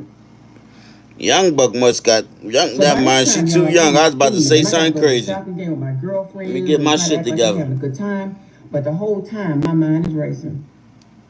So I was She like, done put okay, that so I come snapper home on that her night. head. I stack up all those bills. I got bills for like 8 months worth of bills. Actually, that was October, so 10 months. I pulled from December of 21 to October of 22. And when I tell you, Damn. it was very telling. So he got with her when This she was woman's name 16. was on every one of my bills for She each of those said months, 21, so several that's times. So while to I thought he was out 23. working and telling me that I couldn't travel with him because he didn't want to get distracted. Oh, he had a travel mate, all right. He had one. So I go through all these credit card bills, finds this girl's name for months on my credit card bills for the last 10 months specifically. So at that time I try to call my husband's phone and text him. No answer, no text back. So I called his boy's house because he told me he was going to his boy's house to watch football. No answer from him. So I texted him and was like, hey, is he with you? No answer back. Then all of a sudden, here come my phone ringing. It's my husband. Like, oh, I ran out to get something to eat. Like, what's up? And I was like, oh, you know what's up. I said, and I started repeating the girl's name. And he was like, why you keep saying that name? And I was like, I kept saying the name. So he was like, well, I don't understand why you keep calling the name. And I was like, oh, yeah. I said, your gig is up. I was like, you nasty motherfucker. I was like, your gig is up. So he was like, I don't know what's going on. I'm on my way home. I was like, bring your ass on home. I was like, come home. Because by this time, I'm furious. So I hang up the phone. I'm just like livid, y'all. I promise you. I think my blood pressure was on like 1,000 that day. So he comes in, and he come in like all Billy Bad, like, why you keep mentioning that name? And I was like, you tell me why I keep mentioning that name. So I was like, I'm going to ask you this. I said, I'm going to ask you one time. I said, no, I know the truth. I was like, was such and such on this flight with you? He was like, no, I don't know why you keep mentioning that name. I don't know who that is. I said, I'm going to ask you one more motherfucking time. Yeah, and yeah. know that I know the truth. Don't lie to me. And it was like this mask fell off of him. And he sat down in his chair, and he was like, yeah, she was with me. And I was like, okay. I said, so that's your girlfriend? He was like, yeah. I said, well, how long you been with her? He said, a couple of years. And I was like, okay. So by this time, I can't hold it together. I mean, all I remember doing, I remember crying, and I had a really, really bad headache. And all he said to me was, this was what he says was really kind of like cut me. He was like he was relieved. He was like, at least I ain't got to lie no more. I'm sorry I hurt you, but at least I don't have to lie anymore. So by this time, I'm like, say what now?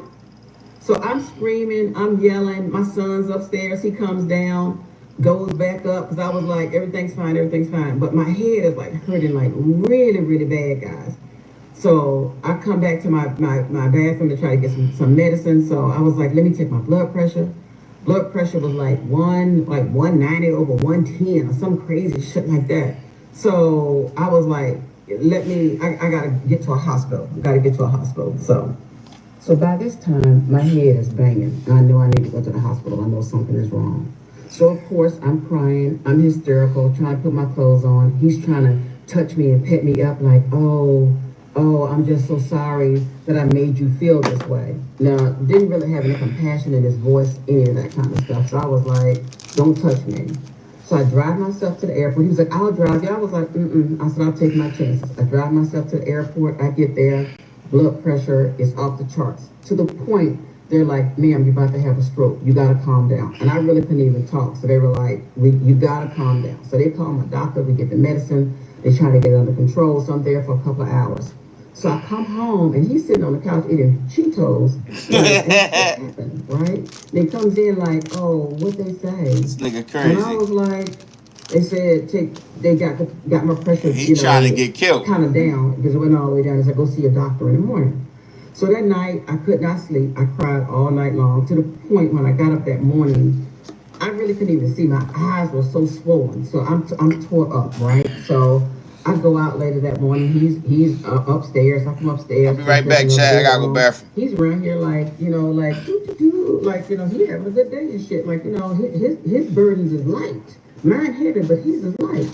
So I come up, and then he's out in our family room, and I was like, look, I said, I don't know, and I'm still in the state of confusion. So I was like, I don't know what happened last night, and I was like, I don't know what I've done wrong, because by this time I'm blaming myself. I was like, I know I'm getting older, but I try to keep myself up. I try to look nice, do whatever I can as a wife. I was like, I've tried my best, so I don't even know what I could have done or what I can do. So I'm taking the blame. And he was like, oh, it's not you. Like, it's not you. So, but I'm like, no, like, it's got to be me. He was like, no. He was like, you're a good wife. You've been a really good wife. So I was like, well, I'll tell you what. I was like, I'm confused here. I said, so what we need to do, I was like, I think we need to sell the house. Let's move away, try to start over. You go to counseling. I go to counseling. We do some counseling, and we start over. So he was kind of like real smug with it, like, well, if that's what you want, like, yeah, we can do that. So I was like, well, what about her? Are you going to stop seeing her? So he paused for like 20 seconds and kind of tilted his head to the side. He was like, I ain't gonna tell you I'm gonna stop seeing her. And I was like, then you want a divorce? He was like, oh, I don't want a divorce. He was like, I ain't gonna let nobody fuck up my money. And I was blown away. Y'all, when he hit me with the, I don't want a divorce, but I'm gonna keep seeing her, because I ain't gonna let nobody fuck up my money. Let me tell you something. That was definitely the wrong answer, and told me everything I needed to know about him, about the marriage, and what I needed to do next. So for the next couple of days, I'm still in a state of confusion, and I remember once I found the girl's name, I went to Instagram, good old Instagram, you go look there, you find anything. So I look up her name, I see her, and I'm really like feeling down. I'm like, oh my God, like, she's beautiful. He wants him someone younger, like, I ain't all that, So I'm just tearing my ass up. So, my girls called later that day. My best friend called that morning and was checking in on me, and I was trying to hide it from her, but I couldn't. So I'm like in a ball of tears, telling her what's happened. She's in a state of shock. And usually she always got something to say, but she was left speechless. So she calls my other girlfriend. She calls. We all in a state of shock. Everybody's tore to pieces. So that day, after, I tell them what happened and everything, everybody, we just call it, we all was shocked. So the next day I go and meet with them because I see this girl on Instagram and I'm telling them about it. So they asked me to come out to lunch, have lunch with them, my two girlfriends. So, because they needed to tell me something. So, and I bring it up. I was like, well, I see her pictures on Instagram. And I was like, she's pretty. And they were like, girl, she ain't all that damn pretty. Like, that's filters and plastic surgery and a whole bunch of other shit. Like, girl, it ain't even all that. And they were like, and kind of, like, we ain't trying to offend you. Y'all actually kind of favor each other. Like, she may be the younger version of you. So I'm thinking, like, I don't look like her. Like, that girl's, pretty. Like, I don't look like that. So in the interim, I was like, well, at least I said they don't have any pictures of themselves up on her Instagram. So they were, my girlfriends was like, that's why we needed to meet with you. They were like, there is a picture out there. So by this time, y'all, I'm devastated. So our food tries to come. We have papados. Food comes. I'm so distraught from tears and looking a hot mess. Couldn't really even eat. And we went into how bad off I was. You know you bad off when you can't do this. We needed to pray over our food. I couldn't even put my hands together to pray.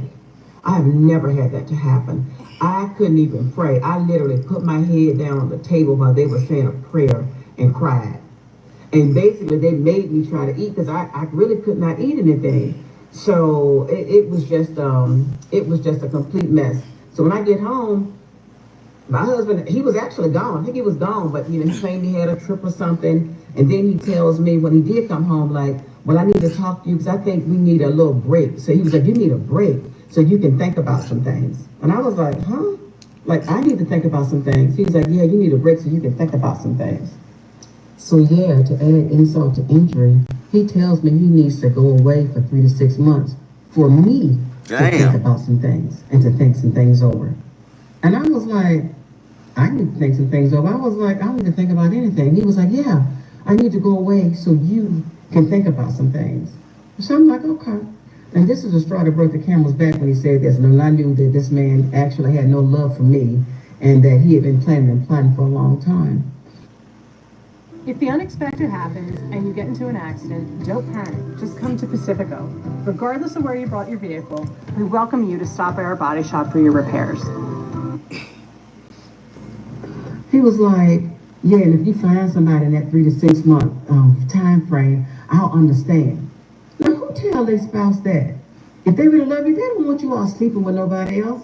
Not if everybody normal, ain't nobody sick or doing anything like that. So I knew then, I was like, I don't have but one other option. Divorce is the only option for me. And I tell you, I prayed about it, asked God about it. And when I tell you, he was sending me signs. If you listen, he will send you signs. And he sent me sign after sign after sign, y'all. So I did. I filed for divorce. And each day I've gotten stronger. And I think my husband thought that, I don't know what he thought about me or what kind of person I was. But because he knew how I felt about infidelity. And I always used to tell him, hey, if something ever happens, tell me on the front end. Because I'm going to hurt one way or the other, on the front end, on the back end. Just let me know. But don't play me for no fool. So I guess he thought he got Boo-Boo the fool over here. So I was like, okay. And from this girl that you saw in the video, yeah, she knew about me. He would have her at restaurants, hotels, games, had other women serving me my drinks. They'd feet under my table speaking to me. And he's speaking with all these women. That is humiliating, y'all. So, you know what? I was like, if you give me shit to taste, I'm going to let you taste it back. So, to the airport video. Yeah, I was shocked. I was dismayed because that was my first time seeing them. I knew eventually that I would see them out somewhere. It's Atlanta, and hey, it's a small town. So it's a big town, but it's a small town too. So I was like, okay, I'm gonna try my best to be classy and all that kind of stuff. Sometimes that just don't work. Because when you go in the gutter, when people go gutter with you, and I have to apologize to Michelle Obama, girl, when you said that, when they go low, we go high, that ain't my motto. Because when they go low, I go lower, I go gutter. I'm going gutter. I'm going to swim down with the rest with your ass. So I was like, okay, yeah. So she knew, And she was on Instagram sending all her little subliminal messages and all of that. Like, yeah, okay, I got you, girl. But y'all, when all this is over, I got a little story to tell about her and the rest of his story too. Our story. It's actually our story. This is my story to tell. So I'll share more with you all, but let me tell you something that's a cautionary tale. If you all want to move on, just say you want to move on, y'all. Because if you fuck around, you definitely gonna find out. And just like him, my husband got the 1 and the 2.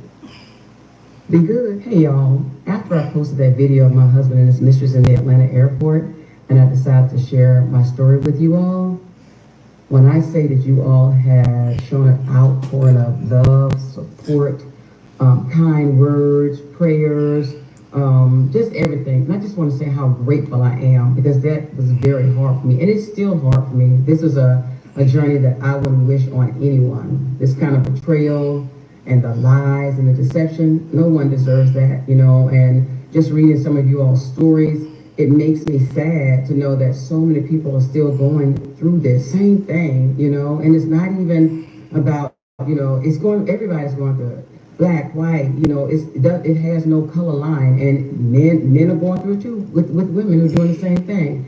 But, you know, I'm hoping that this will help someone know that they can share their story and not live in shame, thinking they can't say anything and protect the other person. Those days are gone, y'all. So I just want to say thank you from the bottom of my heart for supporting me and loving on me during this time. So this is a love that I didn't even know I needed, but I needed it, guys. So, and for the Ride Out crew, y'all cracked me up, getting ready to get your Air Force Ones or y'all stomping boots. But y'all, I'm too old for that. And I'll tell y'all this, I'm just being completely transparent. When I ran up on them in the airport, I never knew what I would do if I ever saw them together. And I didn't do anything because I'm older now and I can't fight. I really cannot fight, and I don't want to do it. So I was like, I'm not doing that. So y'all, we're not going to fight. We're going to fight with our tongues and fight with the legal system. And since I'm still going through this process, according to my, you know, trusted counsel, Rachel St. Fleur and Melanie Fenwick Thompson, I got to start thinking smarter, guys. So I couldn't, you know, go off and do that. So I want to advise you guys too. Like, sometimes we have to restrain. We do have to use self-restraint, guys. So I do appreciate you all, you know. And to my super sleuths, when I tell you, y'all are better than the FBI, the CIA, Scooby-Doo, Perry Mason. Y'all are on it. But yeah, we can lean back on some of that now. You know, we'll get it handled, guys. But thank you for your support. You know, and for you all who said I stayed, I did not. I know my worth. And as soon as I got more information after I initially found out on October 29th of 2022, there was so much more that came out between that time and when I filed. But I can't share that with you all right now because it is actually, this story gets crazier and crazier. But can't share that with you all right now, but I will at some point, you know. And I just hope that it helps someone else know that you're not going crazy. You're not alone with the gaslighting and people making you feel like, you know, you're less than. You're not. So, you know, and for me, you know, for those who want to stay, that is your prerogative. I'll support you, but I'm not one of those you, me, and she kind of girls. You know, there's not gonna be no Eve and the Rough Riders on that one. No, it's either you or me. You know, I value the institution of marriage. I made a commitment to God. I made a commitment to him, and he just didn't stand up on on his end. So, you know, it is what it is, guys. But I thank you all so much, and you'll be hearing from me soon. Good morning, y'all. Earlier this morning, I posted a lengthy and detailed video stating that today was my 28th wedding anniversary, and I was giving some details about how I met my husband. And I told you all earlier that, you know, we're going through this process right now. I can't share too much of it, but I would share everything once we kind of get through. And I feel the need to address this. I really shouldn't have to, but I want to. So I ain't nobody's victim, and I ain't having nobody's pity party. So my original post was about me seeing him and her for the first time in the airport. I admitted that I was shocked. I was. The video was only about 7 seconds where I said, have a good flight. I think I said, hey, Harold, have a good flight. And I walked on off, right? And I turned the video off after that. And then I said something like, you know, That's his mistress. He's my husband. I'm the wife. And I went on back to where I was sitting in the Sky Club. Didn't say anything else. So I guess she's is saying something about when we got to the gateway to get on the plane. Yeah, I said some things to him, but he's my husband, so I can say whatever I want to say to him. And it's just like kicking any trash can. You kick it, and the trash may get over on you too. So some of it, she might have caught some of the flack, but that's just par for the course when you do this kind of stuff. And well, it wasn't too much I could do anyway because I had filed for divorce the year earlier. I filed for divorce in December of 22, so wasn't anything I really could do, guys, but other than doing what I did do, and then I kept it moving. But let me tell you something. Me and this girl are not the same person. When she met my husband, she knew he was married. She actually encouraged him to leave me. She was doing really disrespectful shit. She came to my Spelman Morehouse homecoming and sat under my tent and saw me sitting right there beside him and knew he was married. And we were all having a good time. There was no animosity that day. We were all having a good time. So as far as I'm concerned, she came around my family uninvited. Actually, he might have invited her, but she knew what the deal was.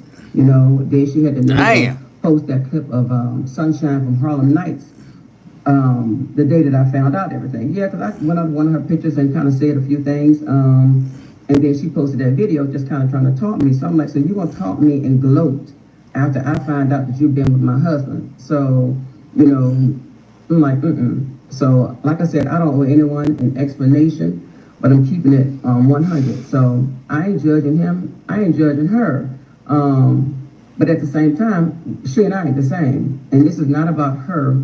This is all about him and his lies, his deception, and all of that. So before you all get to start want to judge me and start talking about his karma and all that, it could be, but it is what it is. So I have to live with it. I'm gonna be accountable for 100% of all my shit. So, but I'll say before you all start throwing stones and want to judge somebody, you need to hear the whole story. So, Red, white, and wow! Save up to 30% during the 4th of July sale at Raymore Flanagan. Chevy is called the heartbeat of America. Like the people who keep this country moving. For them, only America's most dependable truck will... Every woman he's ever been with has been deceived and lied to. But I'll give you the story about how he and I met and what the situation was.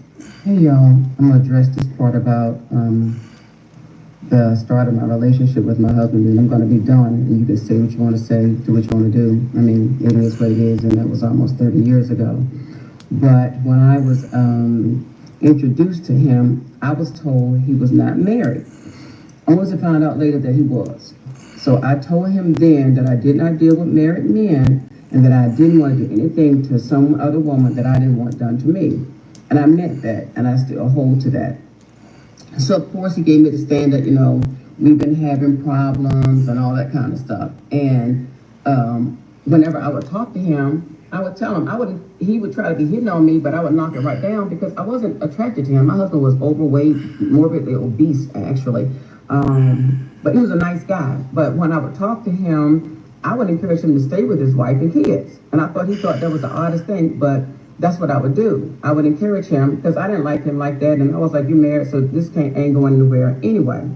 So he kept asking me like, what if I was divorced? Because she and I having problems and all that. And I was like, well, if that's the case, you need to get your problem handled. I said, I can't even think about ever even dating you or doing any of that because you're still married. So lo and behold, he tells me that he's going to divorce her. He started his process and that, he wanted me to be his girl and all that kind of stuff. Actually gave me some diamond earrings to let me know. He was like, this is to let you know that I'm super duper serious about this thing. So I was like, well, okay then, because during this whole time, we had no intimate relationship or any of that for like 3 months. Because actually I was calling him Al Bundy, and he didn't even know why I was calling him that, because he was like, why do you always call me Al Bundy? And I was like, because you married with children, and I don't mess with Al Bundy.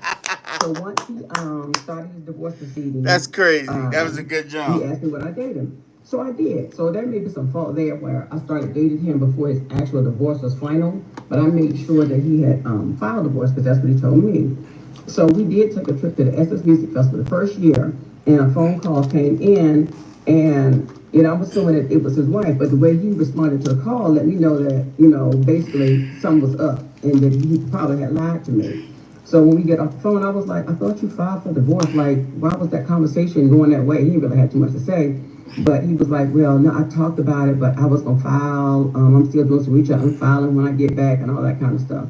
So, of course, I was furious because I was like, you lied to me. Like, why would you, tell a lie like that? The only reason I came with you on this trip is because you told me you had filed and all that kind of stuff. And I'm thinking everything kosher with them and that I didn't have anything to do with that. Because he told me in the beginning, like, no, she and I having issues. And if I file for divorce, it has absolutely nothing to do with you. So I was like, well, okay then. So, like I said, I wasn't attracted to him at first. But he was a really nice guy, really nice guy. He's a professional guy, was president of a company and all that kind of stuff. But I had my own thing. I was working. I was a single mom doing my own little thing. So I didn't really need him for anything. But the only thing that I'll say about that was, yeah, I did start dating him after he filed for divorce. And I think from the time I met him to the time he divorced was like a 10-month span. So those first 3 months, I didn't say anything to him, like romantically, because I was not attracted to him. And that is for real. If you see the picture of him before, you'll know why, But he was a nice guy, so I'm just saying. I'll say that, maybe me dating him before the divorce was final was wrong. And I'll take accountability for that, but I can't go back, 30 years now and correct that. I'm just trying to move forward and do what's right. But, Miss Thing is trying to, like, paint this narrative like, oh, she was doing the same thing. Not the same thing at all, because my whole time I was encouraging him to stay with his people. She did not. I have the text messages between them from the day they met to, all the things that he was telling her, the things she was telling him, and telling him that she didn't have anything and that she left her family with just the clothes on her back and, just this little sob story for him. So I guess he went with it. But like I said, y'all, this was originally about me posting a video of me seeing them for the first time in the airport. So I ain't judging her. I ain't gonna judge him. Like I said, I'm not, but it ain't like I willfully went out and decided like I'm gonna go and destroy his family. It was nothing like that. So a lot of us were deceived. A whole bunch of us were deceived. So that is what he has done. That's what he continues to do. So, I'm gonna let it be what it is. And like I said, once we get further down the road in this process, I can share some things. I don't know how to share the receipts on here. I thought you could only do videos. So anybody that knows how you can post pictures and all of that of the text messages, I'll show you that I ain't got no lie to tell. And the whole time, I never talked to my husband's former wife. Only conversation we ever had was when she would bring the kids over and stuff like that. But she never said anything to me about me being the cause. But I did find this out that after she found out that he and I was breaking up, she told someone that she was like, oh, she finally found out after all these years. Like, she finally found out who he really is, because I think I mentioned in an earlier video about him telling me about how she was not having any kind of intimate relationship with him. And he thought it was because she was depressed and, had some postpartum and all of that. Turns out, word got back to me, she was like, I wasn't depressed or I didn't have postpartum either. It was because I was tired of being in the doctor's office because he kept giving me stuff. So, I'm going to just leave it there, guys. And like I said, once all this is over, I'll come back and give you plenty of details. So, old girl can keep telling all the stories she wants, but, they hanging, they doing their thing. I just got a message from a woman this morning who saw them out in Dallas last night at True Lux and said that, old girl got pregnant by her husband some years ago while she lived in California. So she was like, she's all about the money. So, and she is. And I'm telling you, y'all, yeah, I've lived a privileged life, but I've earned everything I've got here in this household. When he was sick, when he was doing all his other stuff, when he had to get shit wiped off of him, she wasn't here. I was wiping shit, cleaning up vomit, and all the things that a wife would do. So for that, for better or worse, yeah, I stuck in between all of that. So, like I said, I'm going to end this right here. You can say what you want, judge how you want, but it's all good. I'm going to be good in the end. I was just sharing and hoping that my story would empower someone else to not be embarrassed, to stand up on your own, but it is what it is, and I'm living for it. No one likes being called a liar, and particularly me. So I have not lied to you. I have no reason to deceive you. Like I said, I didn't know the situation, the whole situation with he and his former wife, but I'm sure she probably went through the same thing I went through, but she never let me know that, and I only could go by the stories that he was telling me about them having issues and all that kind of stuff. And I'm sure they did because, based on her saying why she wouldn't sleep with him.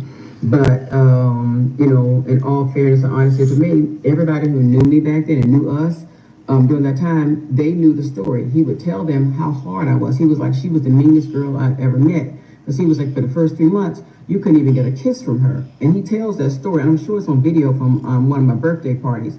So he knew who I was and how I was from the very beginning. So all this narrative they're trying to paint now, like, it wasn't like that at all. So, and I do have folks who will say that's exactly how it was. She told us she was not attracted to him, and not just because he was overweight. It just wasn't attracted to him. Period. You know, and he had a great job and all that. I was not attracted to him, and that didn't faze me because I was like, I just was not. And as I got to know him, I was like, okay, he's a nice guy. So I didn't use his size and the way he looked or anything like that against him. So I just felt he was a really sweet guy. But, you know, y'all also ought to know that old girl is lying. And this ain't really about her, that she's lying, because can't nobody just walk up in the Delta Sky Club. Can't nobody just walk up on a plane, you know? So that's just some, you know, bullshit she putting out there. And she also told you all about the Europe thing. Remember I was telling y'all the story about when the day I found out everything, that he was coming from a business trip. It actually wasn't a business trip. It was him coming back from her birthday trip from Europe. I think they went to Paris, to Amsterdam, Tuscany, and somewhere else. But he told me that he was on a business trip. And I have all the text messages to prove it. And I wish I knew how to upload some of this shit on here as the pictures. Because I got proof. And I got proof, too, that she knew that he was married and how she encouraged him to leave. But I might need them for court, y'all. But anything that I think I don't need for court, I'll post it because I don't have any reason to lie. So I'm just letting y'all know, you know. So if I owe anybody an apology, it might be his former wife, but I would owe it. Oh, I don't mind, you know, giving her an apology, but that was based on the lies that he told me. And not saying he has not told this girl the same lies, but I'm going to be accountable for my stuff. She not trying to be accountable for any of hers, but I'm just going to keep it 100 with you, y'all. So, like I said, this is the last one, but I want to be clear with y'all. Hey, y'all. I think the last time I spoke with you all, I mentioned that I could not speak about my current situation. If you've been following my story, you know exactly what I'm talking about. And right now, the popo has been called on this former popo. I guess me telling my story has irritated some folks' demons, and now they're worried about their character and what their mama thinks and all that kind of stuff. So when the dust settles, I am going to tell my story. So right now, my focus really has been on just trying to get my mental and my spiritual health back on track. Just been kind of you know, praying every day and trying to study God's word, live by his word. I've been talking to a therapist, and she's helped me out tremendously, because for years I have internalized things, and that's been to my detriment. It's always been to my detriment because I never really spoke the things that I really wanted to speak, or I said what I thought people wanted to hear. And now that I'm truly saying what I want to say and saying it truthfully, I feel so much better. So, you know, with therapy, that's kind of helping me out a whole lot. So, like I said, I'm just, you know, doing the things I can do to try to get my peace back. Just playing with my pup, working out, doing all that kind of stuff. But I was going to say this. I have learned a lot about people just from posting my story. You know, how people speculate and make stuff up. I mean, when I said I didn't know about this situation, I didn't know. And I'm the type, if you tell me you love me, and we have been solid for years, and we've been connected for years, then I'm going to trust you. And especially if you've come through for me, I'm going to trust you. I don't have a reason to go looking behind to see, you know, if you're going to do what you said, you know, that you're going to do. So I may have been ignorant, you know, from not looking at some things, but anyone that tries to decide to judge me based on what I did or didn't know, I mean, I pity you because you are definitely woefully ignorant. I don't have anything to hide, and I didn't do anything wrong. So, I mean, that is what it is. I mean, I posted a video, I think, yeah, it was like a couple of weeks ago. I think one of the last videos I posted, and it was like 10 minutes long. And I promise you, all I did, I took the video down because it was just too long. Then it was just all this speculation. She lied, she taking stuff out. I'm like, no, the video was too long. So basically what I condensed it, put it into 3 separate videos, because who got time to listen to somebody talk for 10 minutes. So there was nothing to it. End of story. I said what I said. It was the truth. So, and the other thing I want to speak on is friends. I am finding out that true friends are hard to find. And them fake ones, like during this time, they really show themselves. You think they're your true friends, but they really show themselves. I'm finding out that folks who say that they're your true friends, they really base it on simple stuff that really doesn't matter in the end anyway. Your neighborhood, your car, your social status. If they think you have some money or something like that, because the minute stuff go belly up, you lose your good job. Them kids start showing their asses, any kind of family issues. They are so happy. You'll find out that some folks are so happy, and they show themselves in these type of situations. I mean, I'm over here tore up, and I can tell you that some of the first things that I figured that kind of shows those fake friends. First thing they asked was like, "Oh, you gonna keep your house?" I'm thinking like, who in the world is thinking about a house in this situation? Like, I know who can buy it for me. And first of all, I got 6 sisters and brothers. So if I was I ain't worried about where I'm gonna live. If I ain't living where I'm living now, I got somewhere to go. I know that. I know that assuredly. So that kind of stuff, tells a whole lot about people. So I'm just saying, with this divorce, you learn a lot about people. You stop getting invited to events. People will tell other people to stop hanging out with you. And I'm like, because of divorce, they telling folks to watch out for you. I'm like, oh, because I'm getting a divorce? I ain't done nothing wrong. Been doing everything as I'm thinking as right as possible, trying to be a good friend as best as I can. And then you find out you got these folks who call themselves your friend behind your back telling folks, watch out for her. And I'm like, all that's happening is I'm getting a divorce. But just watch out for that kind of stuff, because make sure that people who saying they're praying for you, make sure it ain't the other praying. Everybody ain't P-R-A-Y-ing for you. They P-R-E-Y, trying to be nosy, trying to get your business so they can go and gossip and one to the next one and tell it, But it's okay, though, because I see you. I see these folks, and like I said, it's all good. It's going to be all good. So my advice also to you all is this. I mean,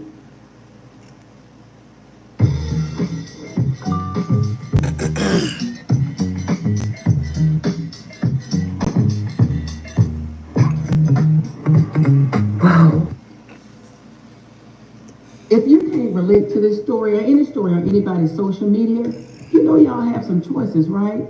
You got choices. You ain't got to sit here and listen to the story. You got 3 choices. You can either scroll, stroll, or roll. But don't bring your funky asses in the comments trying to defend Pop your shit, behavior. Auntie Grandma. That ain't cool, and that ain't never gonna fly with me. So if this story don't relate to you, then just keep it moving. Keep it And pushing. usually those that are offended the most or have the most, got so much to say, it's because they out here doing the same thing. So all I'm gonna say to you is, do better, and don't be bitter, because I ain't bitter. I mean, every day, my shackles from the years of lies and love bombing and all that, they're being broken daily. So I'm getting stronger every day. So I just think, y'all, we got to be kind to each other. Because there's some people going through some tough stuff, and it ain't funny. Facts. So I would say just be kind, y'all. And when I can, speak on this situation again, I will. But until that time, I want y'all to be easy and be kind. And I'll holler at you when I can. Okay, I guess this is him and the girl. He got him a little young thing, don't he? She all on Instagram. Good morning, Harold. How are you? Good to see you. Hope you have a good flight. I'll see you on the flight. Look at him. Good morning, Harold. How are you? Good to see you. Hope you have a good flight. I'll see you on the flight. He got him a young tenderoni. Oh, see her? Check him out. Okay. Check out Unc. Look at Unc. Sitting there eating his jello. Y'all think this is karma? Y'all let me know in the comments below. below. I don't think it's karma. She basically stole him from somebody type, but not really, but kind of type. Yeah, I don't think it's karma because she didn't know. She was only going off of false pretenses. She was only going off of what the guy told her. So, she don't know that lady. She don't owe her no loyalty, none of that. So I don't think it was karma. How you get them is how you lose them. I was told that about. They usually say that about women, but shit. I guess That's a it goes for universal guys too. statement, How you bro. get them is how you lose them. You know what I'm saying? Because that's exactly what happened. We all know that men like younger girls and younger girls like older men. Um, the young girl probably just getting all the, like he got some money. Obviously, he got some money. I seen the wife who was just telling the story. She got the what's that? Chanel hat. She had the Louis Vuitton earrings. So I see a Louis Vuitton bag in a bag. He probably bought her that. So yeah, man, she probably just living a lavish lifestyle. She going on trips. She doing everything she want to do. So she messing with the older man. But I ain't gonna say it's karma for this wife, but how you get them is how you lose them. I had to learn that the hard way with a female myself. You know what I'm saying? And shit, basically how I got her is how she left. You feel me? She did end up trying to come back, but y'all know how that go. You know what I'm saying? You can't come back over here. You fuck up with me. You feel me? But yeah, this was a crazy story. Called his ass at the airport and she walking past. That's what the other scene was for. I guess she was walking past and she's taking videos. Right. My boy got him a young girl. But man, this is crazy. You know what I'm saying? Obviously he liked the young girl better. She, you know what I mean? She's younger. She probably more fun doing all type of crazy stuff in the bedroom. Probably sucking his dick from the back. I ain't never had my dick sucked from the back before. I'm trying to see what that be like right there. Right there. You feel me? She got all type of bracelets, earrings, and everything on. I see you, girl. You working that man. I wonder if they still together. You know what I'm saying? Or is she gonna end up leaving? She probably gonna end up leaving his ass for another dude. But when she get tired of his ass, you know what I'm saying? But she definitely probably most likely sticking around for the money. She already knew that he had a wife and all this and all that, so she's sticking around for the glam, the glitter, and the glam. You can tell. You feel me? But if he like it, I love it. You know what I'm saying? But I'm glad this lady did divorce him. You know what I'm saying? Because you don't have to hide or be ashamed because of someone else's actions, their selfish actions, actually. It was really the start of my healing process. Uh,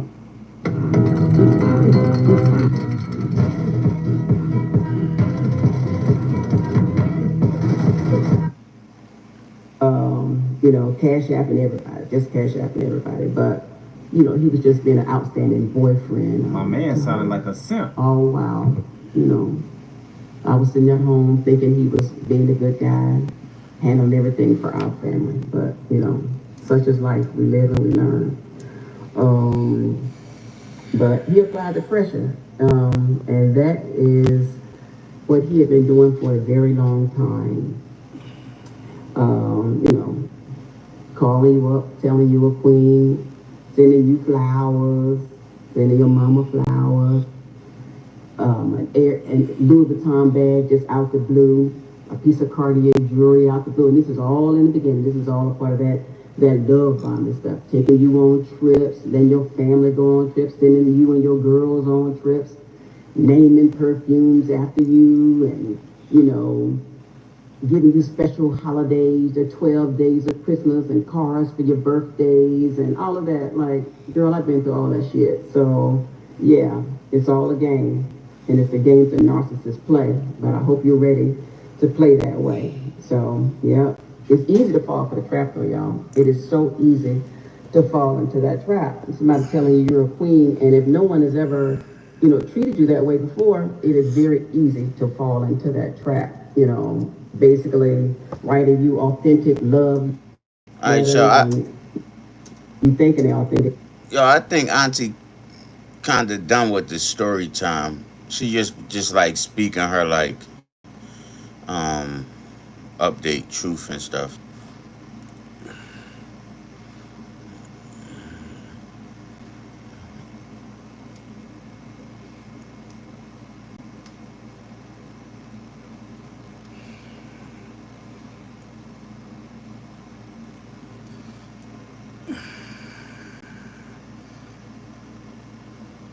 Video back in the confessional, and always we stay lit. Thank you guys for tuning in. We got another lit live video. This one is gonna be semi-long. Okay, it's gonna be semi-long, so make sure y'all hit that like No, button. wait, hold on, y'all, hold on, y'all, hold on, y'all, hold on, hold on. Also, you can follow me on TikTok. Yeah, you can follow me on TikTok, but you can follow me on Twitch. You can also follow me on Facebook, Everyday PJ on Facebook and on Twitch. Well, y'all, so just follow my Facebook, follow my Twitch. You can still come and watch me here on YouTube every day, but share me out on Facebook, man. Share me with your family and friends, and we're gonna keep it lit, man. Shout out to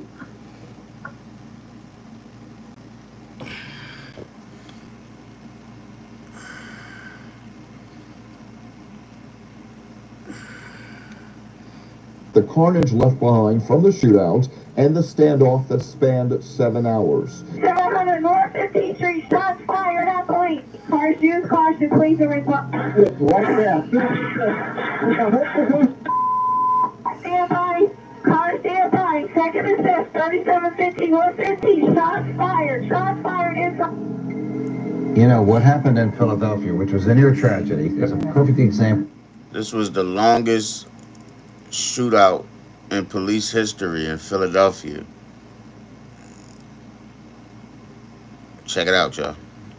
Of why background checks don't work and are an inadequate protection. This guy had a criminal record, and he was able to hold up the police for 6 hours. 6 hours, I mean.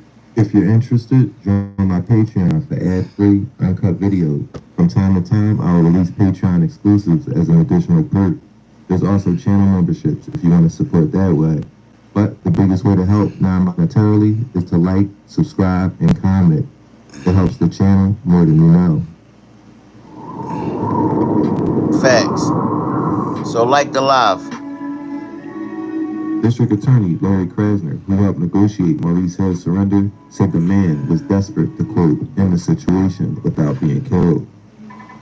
But Police Commissioner Richard Ross said this man was not going to go back to prison. He made that clear. This would be the juxtaposition of this case. Was he a crazed maniac with the intent on killing police, or was he just startled by the sudden explosion of commotion at his front door, and eventually right in his kitchen? At around 4:30 on a sunny, hot, midsummer day in 2019, the calm on the Philadelphia city block is about to turn into chaos, and the whole city would become glued to this normally quiet street in Nicetown. Law enforcement officers went to serve the narcotics warrant, but ended up in an 8-hour standoff. During the standoff, news cameras were glued to the block, and social media was abuzz. Where we have a view of the tactical units where they are stationed because they have access to this home from an alternate side. Don't want to describe exactly where they are, but it's a place that is serving as somewhat of an echo chamber. About 15 minutes ago, we did hear a series of loud bangs that seem to be gunshots. So as Joe mentioned, this is still an active scene, and residents are not only advised, they are ordered to stay back. On the other side of the police tape, on the other side of me, I would say there's about 100 people. They've been steadily out there with their eyes glued east to Broad Street. And when we walked up, I will say there was a strange silence to all of it. Really, the only thing that you could hear were the choppers hovering overhead. At this time, it's just a police chopper. Moments ago, we actually saw a drone as well. It's unclear who that belonged to. Hopefully, it was the police, because it wouldn't be good to broadcast anything from a location that would compromise any of the officers out here right now. Almost 200 rounds were fired from the gunmen and police combined, and 6 police officers would suffer injuries. In the end, Maurice Hill would be charged with over 70 crimes, but he claimed self-defense. With the trial just wrapping up, let's take a look at exactly what happened here. Most of my coverage will be coming from the reports from the Philadelphia Inquirer and 6ABC at the time.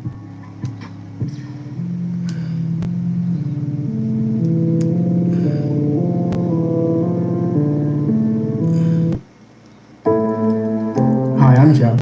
I'm a former workers' compensation judge, and I used to represent insurance companies. Now,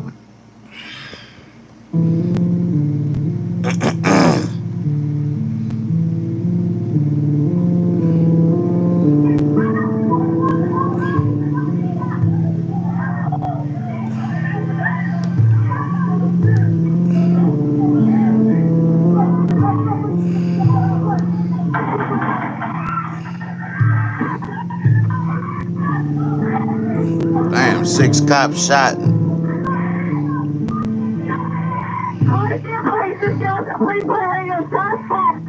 Car stand by, 3700 North 15th Street, shots fired at police. 15 North 15th Street, give me what you got. Multiple. Stand by, the city officer, please high radio, shots fired, 3700 North 15th Street. 39th District, 3700 North 15th. Got radio, make the 101 priority. Shots fired at police and shots fired. 15 North 15th Street. Alright, any increase to police there, 3700. Yeah, North Philly.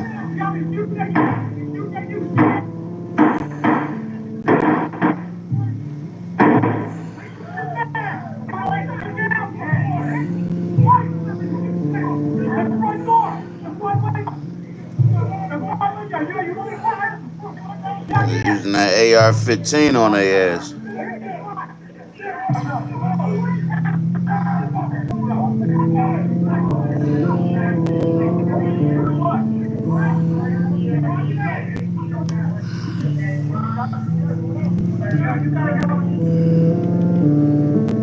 I remember when this happened.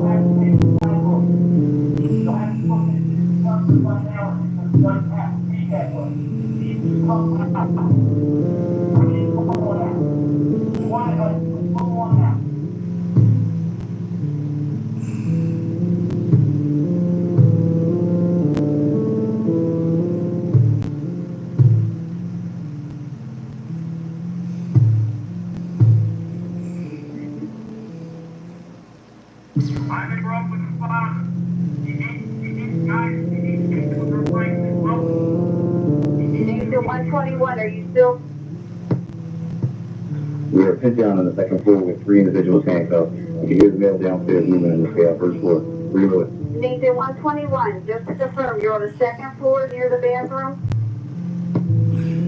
The rear bedroom. We have 1 male handcuffed in the front bedroom, female and male in the rear bedroom. Male is still downstairs actively shooting.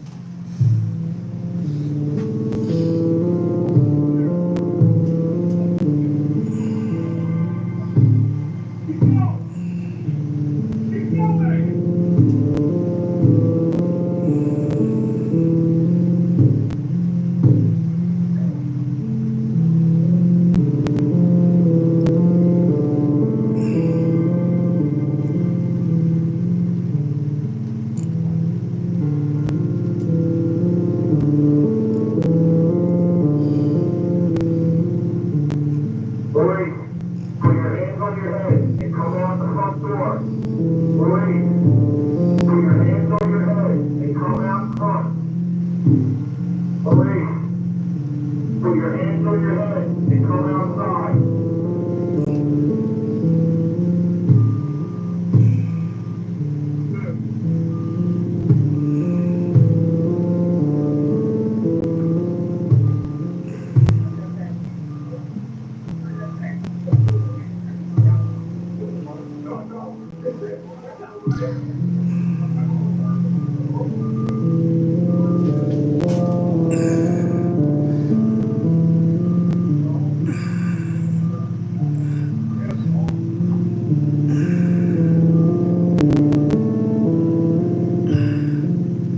Law enforcement sources said police did not enter the house at 3712 North 15th Street looking for Maurice Hill, but were instead executing a search warrant on a house they believed to be a drug stash and decided to do a, quote, safety sweep of a nearby home at 3716, which they believed might be involved in the operation as well. They raided both houses almost simultaneously, sources told the Philadelphia Inquirer. When narcotic strike force officers breached the front door at 3716, one team ran upstairs, another to the basement, and a third for the kitchen. That's where they say Maurice Hill opened fire, sending some officers fleeing and trapping the two who had gone upstairs. Those officers sought shelter in the bathroom for a time, hoping the tile floor would block some of the gunfire, and used radio to provide SWAT officers with layouts and conditions that were in the house. Throughout the standoff, the gunman was calling friends and the mother of his child, and many people called the police to identify him as the shooter. After hours of delay and stalling tactics, Maurice Hill's lawyer, Shaka Johnson, ended up on the phone with Larry Krasman to negotiate the surrender of Hill and an end to the chaos. Alive. He told me that he was barricaded inside this particular property, and he was in fact a part of the news story that I've been and everyone else has been watching on television. Before that, I was a spectator like everyone else. Had no idea it was someone who I knew. At 8:30 when he called and I realized it was him, I instantly sprang into action by calling the district attorney and letting him know, so I know this guy, I got him on the phone, tell me what it is how we want to do this. Because he's expressing a willingness and a desire to come out. He just wants to make sure he does it in a manner that he doesn't get harmed, quite frankly.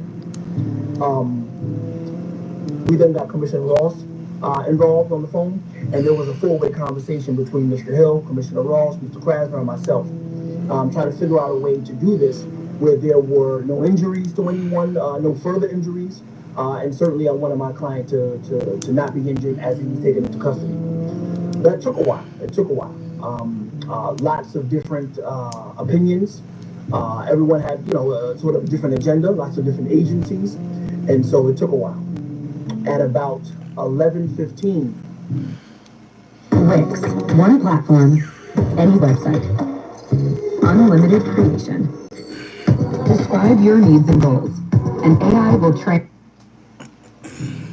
I got the notion that time was drawing nigh, and I told him that, listen, I've been given to 11:45 to get you out of that particular property, which is exactly what happened. I've been given to 11:45, and after 11:45, we're not certain where this is going to go. So I need you to come on out. He has a newborn daughter, 2 days old. He has a teenage son. So he had all sorts of considerations as well. It wasn't a situation where it was like, I'm not going, catch me if you can, I'm not going on that sort of thing. He was very much concerned with the collateral consequences of being arrested, which are his children, his wife, those sorts of things. Obviously, the police had an entirely different agenda. That being said, I told him, he asked me to come. He said, listen, Uncle, I only need you to be here when I come out. The kind of relationship that we've had over the years it's matriculated into, he calls me uncle, I call him nephew. And so although we have an attorney-client relationship, that is how we communicate with one another. So I'm no hostage negotiator, never been. But I know how to talk to people, especially those I've had a certain kind of relationship through the years. I I told him, you know, I'm not going to be on this television, man, and watch you on this TV, on social media, and watch you go out in a blaze of glory. Like, I'm not going to be a part of that. So if you're not going to come out that house, I'm going to hang up this phone and I'm going to turn the TV off because I'm not going to watch you get killed. And he asked me, "Can you come? Can you come here? Can you physically come here?" I asked Commissioner Ross, not only could I come, but once allowed into the scene through the barricades and through the tape, how close would he allow me to get to the door? Because Maurice wanted me to meet him at the front door. Because of police protocol, and those guys were trying to be extraordinarily tactical, which is absolutely understood, I couldn't get to the door. But they did allow me to occupy the police vehicle that was outside and use their megaphone to let him know that I was physically on scene the way I promised him I would be. And I might say Mr. Krasner also promised a young man he'd be here as well, and he came as well. So Mr. Krasner and I were both here, and I wanted to let him know that we were here.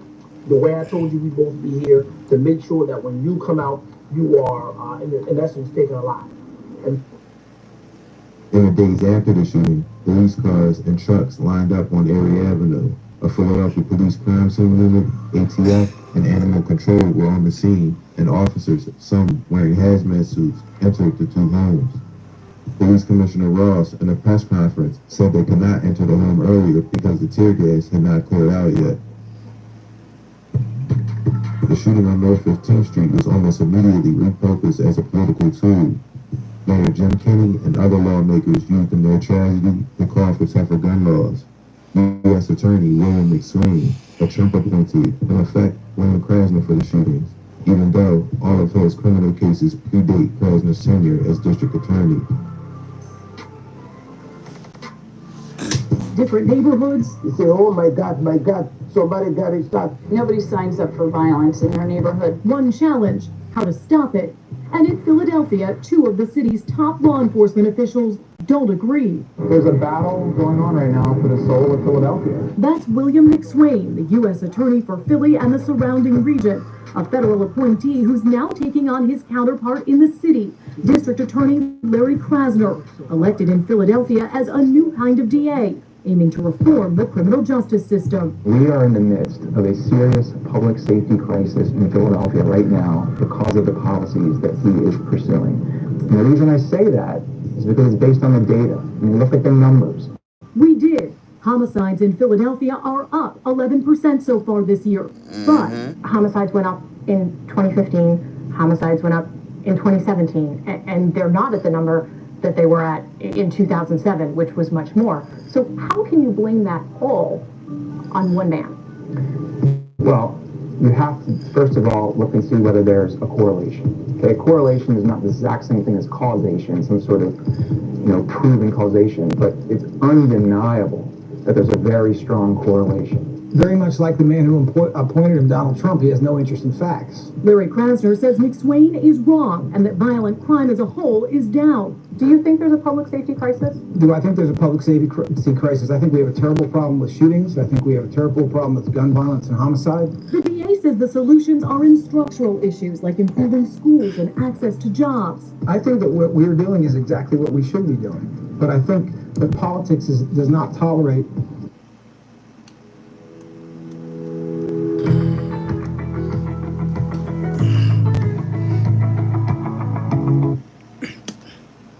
long-term solutions. Krasner says McSwain speaking out is all about politics.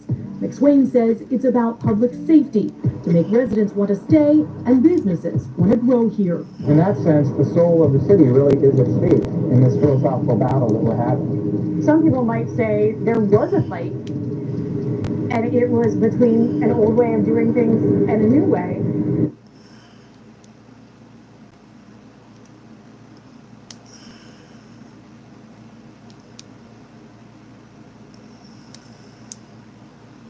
And the new way won. Well, the battle is not over.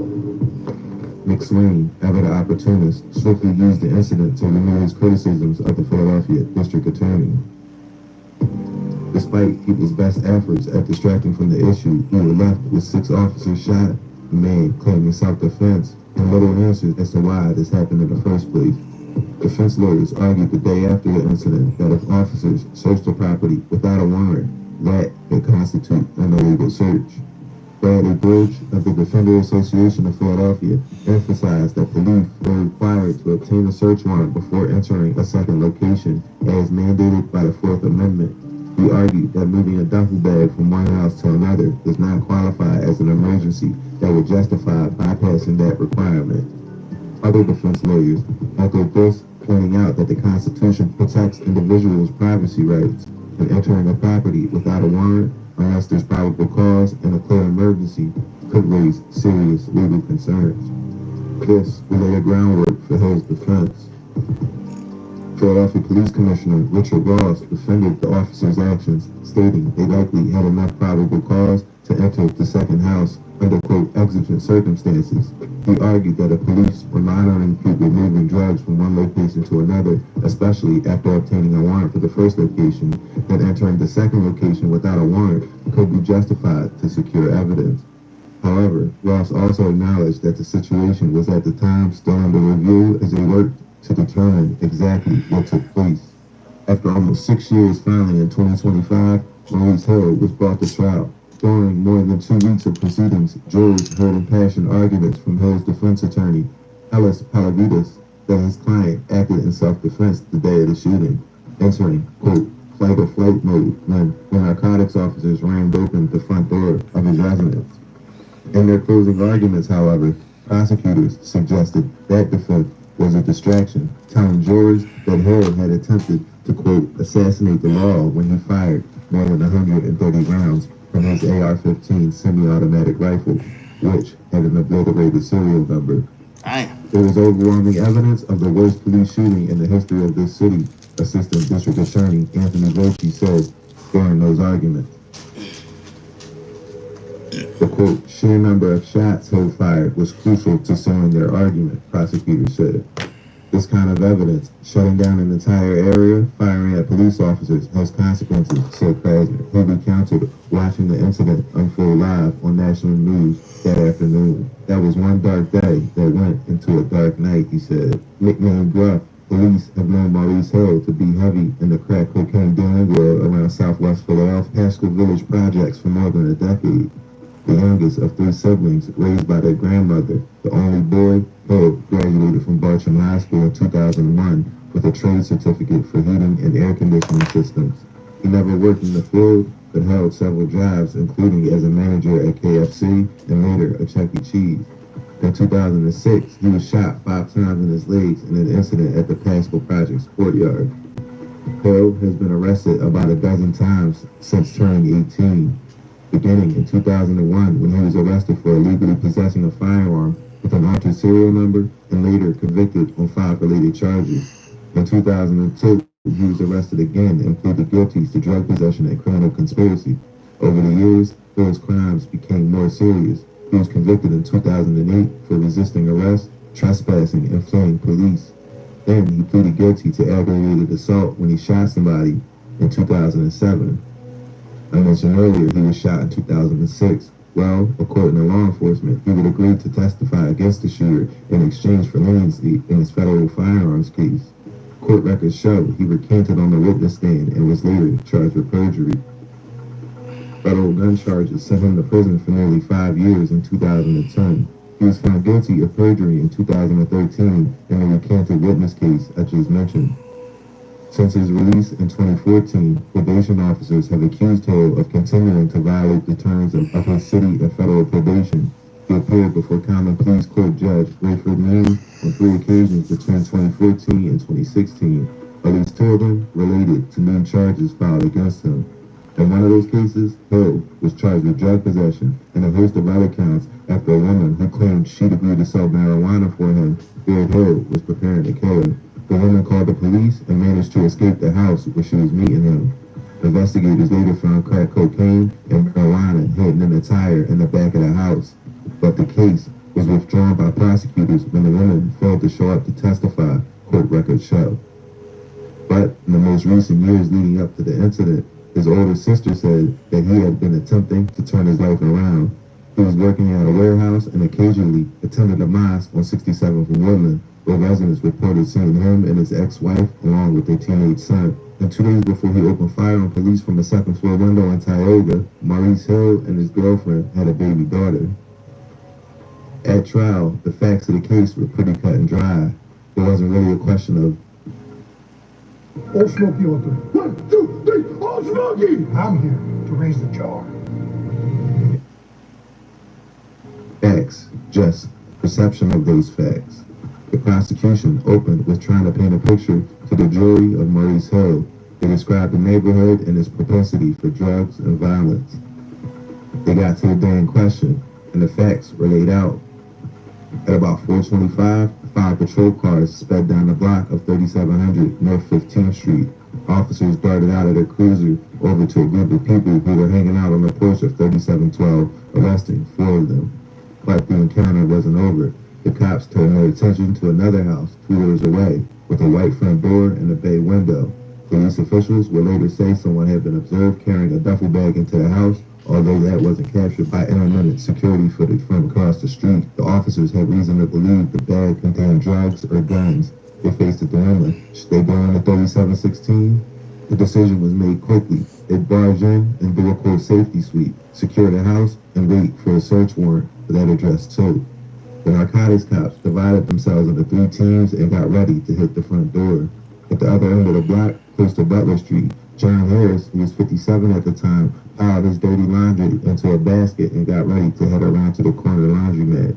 He paused when he heard some commotion outside and headed toward his 3rd floor apartment window to peek outside. The cops plowed their way into 3716 and fanned out the way they'd been trained. One team ran up to the 2nd floor, another went down to the basement, and the 3rd headed toward the kitchen. And then everything exploded. On the 1st floor, 36-year-old Maurice Hill began firing an AR-15 wildly, taking advantage of the walls that separated the foyer, living room, kitchen, and gave him plenty of cover. Harris looked out his window, and his mouth dropped. He saw police officers with their guns drawn, some hunched behind cars, others running around, and neighbors scattering. They heard the unmistakable pop, pop, pop of gunfire. This is scary, he told himself. Radio calls began pouring in with police dispatchers. One cop sounded rushed, not panicked. Shots fired, shots fired. Officer Sean Parker was the first member of the strike team unit that entered the home. In the kitchen, he encountered Maurice Hill, who prosecutors say used an assault rifle to unleash a hail of gunfire that afternoon that ultimately injured 6 officers and triggered a massive law enforcement presence that laid siege to a residential block. The second I looked into the kitchen, I saw a figure, a man there, his arm raised, Parker said. Then I saw a flash. I knew immediately I was shot in the head. Parker stopped during the gunfire were of his 2 young children, he said, one who had been born 2 months before. The officer recalled having one thought on his mind as he took cover beneath the window in the dining room, blood gushing onto the wall. Other officers also struggled with their recollections at trial. For Michael Gunther, who entered behind Parker after police bashed in the front door with a battering ram, testifying led to a similar breakdown. Bullets struck Gunther in both arms. The 18-year-old department veteran explained as images of each gaping impact were shown to the jury on a large video screen. Every time my heart beat, blood spilled out of my arms, Gunther said. Throughout the 2 days of testimony, there was little dispute between the prosecution and the defense that it was Hill who had fired upon the officers. Hill's team opted to go to trial rather than accept a plea deal that would result in a prison sentence of 40 to 80 years, and much of the defense's arguments centered on whether police were justified in entering the home in the first place. Officer Burkett, who was 26 and on the force for 2 years at the time of the incident, was shot in the left hand. Officer Harper, 43, a 19-year veteran assigned to the Narcotics Strike Force, was shot in the left leg. Officer Matthews, 31, who was on the force for 3 years at the time of the incident, had a graze wound to his left leg. And Officer Walton, 42, a 12-year veteran assigned to the 19th District, was shot in his right hand. Parker, 32, and Gunter, also 32, make 6 officers shot. Meanwhile, the defense lawyer, Palavitas, questioned witnesses about whether officers had announced themselves adequately before breaking down the door and sweeping through the home's interior. Multiple witnesses testified that they recalled officers announcing themselves. When you surprise people, that could trigger the fight or flight response, said Palavides during opening remarks, telling the jury his client had been firing through the wall and could not see who was there, and quote, could not hear who was there. For the previous 5.5 years before Maurice Ruff Hill testified in his own defense, Philadelphia law enforcement officials and prosecutors have been the ones to recount the 2019 shooting. In April 2025, after years of having the narrative set and not being able to give his side, Maurice, with his friends and family in the gallery, took the stand. Maurice Hill, the man at the center of the chaotic, hours-long standoff with Philadelphia police, testified that he had no idea he was shooting at law enforcement. According to Hill, the situation escalated quickly when narcotics officers stormed his home while he was in the kitchen. In a panic and believing his life was in danger, Hill said he fired blindly through a wall with his AR-15. I panicked. I didn't know what to do, he said, insisting that he would have surrendered peacefully if he hadn't been so afraid that the police would kill him. On the sixth day, Hill's defense team presented their case after several days of the prosecution testimony from narcotics officers. The defense called a variety of witnesses, including Hill's former attorney, several of his housemates who were caught in a crossfire, and a mother of his newborn daughter. And as I just mentioned, Hill himself testified in detail about the events leading up to the shooting, describing a seemingly normal day that began with a hospital visit and ended in a gunfight. He said he had just returned from shopping for baby clothes and lunch with a friend when he heard his dog barking, moments before police burst through the front door. Hill claimed that the situation escalated in seconds. One of his dogs was fatally shot by police, and in the confusion, he opened fire, thinking intruders had broken in to kill him. He described the intense noise, smoke, and disorientation in a small apartment as bullets tore through the drywall. My adrenaline is up, he said, because I can't hear nothing. He maintained that he had no idea that the people entering his home were officers, and this lack of clarity formed the foundation of his defense. Also, that the warrantless entrance was unlawful and that police failed to properly identify themselves. Adding a surreal twist to the case, Hill said he realized police were outside his home after catching a glimpse of helicopter footage on the television news broadcast in his bedroom. During the standoff, which stretched more than 7 hours, Hill called his family and the mother of his newborn, believing he was about to die, he testified. I'm crying because I know I'm about to die, he told the court, recalling his fear that if he tried to surrender, he would be shot on sight. Desperate, he also reached out to Shaka Johnson, a Philadelphia defense attorney who previously represented Hill. Johnson, who testified earlier in the week, described Hill as terrified during their phone calls. Johnson said he was watching coverage of the standoff on TV when he received a, quote, ominous text from Hill's sister and a call from the Enquirer reporter asking whether his longtime client might be involved. Within minutes, the lawyer's phone rang again. This time, it was Hill. Quote, even the way he sounded, I knew he was telling me it was him, Johnson said during trial down at CJC. Johnson also testified that he initially gave Hill a, quote, tongue lashing, but quickly turned towards persuading him to surrender himself. I need you to come out of there safe, the lawyer recalled telling Hill. I said, you gotta know the cops are pumped up on testosterone. Their brother officers have been hurt. The community's under siege. People locked out of their homes. They're not going to play with you for long, so I need you to come out of there right now.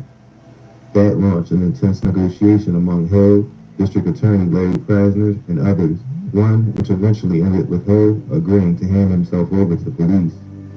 A man accused of shooting officers in an hours-long standoff in August was back in court today. He is accused of multiple counts of attempted murder after 6 Philadelphia police officers were shot. Eyewitness News reporter Matt Petrillo is outside the Criminal Justice Center with today's developments. Matt? Well, on top of those 6 attempted murder charges, Maurice Hill is also being held today on gun and drug charges. Today, here at the Criminal Justice Center, authorities revealed 5 weapons were recovered from that crime scene, including an AR-15. This is a case that speaks for itself. Prosecutor Anthony Voci, speaking outside the Criminal Justice Center today, said there's no doubt Maurice Hill tried to kill as many Philadelphia police officers as he could during a shootout and standoff with officers back in August. That's when officers say they were trying to serve a search warrant here in the city's Nicetown Tioga section when Hill started firing a huge cache of rounds at police for nearly 7 hours, striking 6 men in uniform. You fire that many guns and you hit as many officers that he hit with no regard for the value of human life. You don't have to be able to argue that case whatsoever. It literally speaks for itself. During the preliminary hearing today at the Criminal Justice Center, we also heard from the first officer to get into Hill's home, Sean Parker. He testified about the moment he walked into Hill's kitchen and a bullet suddenly grazed the left side of his head. Quote, "I immediately saw a flash and I knew I was shot. I took cover, began firing into the kitchen. I was trying to figure out how I was going to get out of the house. It was constant gunfire from the kitchen." Officer Parker later made a harrowing escape by smashing a window with his gun and climbing out of it before running to a patrol car. I think the bravery of the Philadelphia Police Department was on full display. And again, Maurice Hill faces 6 attempted murder charges, but today the Philadelphia District Attorney's Office announced that it is filing an additional 60-plus attempted murder charges. Hear why they're filing those now, 4 months since that shootout, coming up on Eyewitness News at 6. Reporting live in Center City, Matt Petrillo, CBS 3 Eyewitness News. Thank you, Matt. See you there. After the shootout, residents found themselves living in a weeks-long crime scene as investigators examined almost 200 rounds of bullets fired during the standoff, impounded cars for evidence, and inspected bullet holes in homes. Whenever I see a case like this, I always wonder what was going through everyone's head that day. Do police reflect on their actions that day, which in my opinion were reckless, and how not following protocol to a T can get them killed?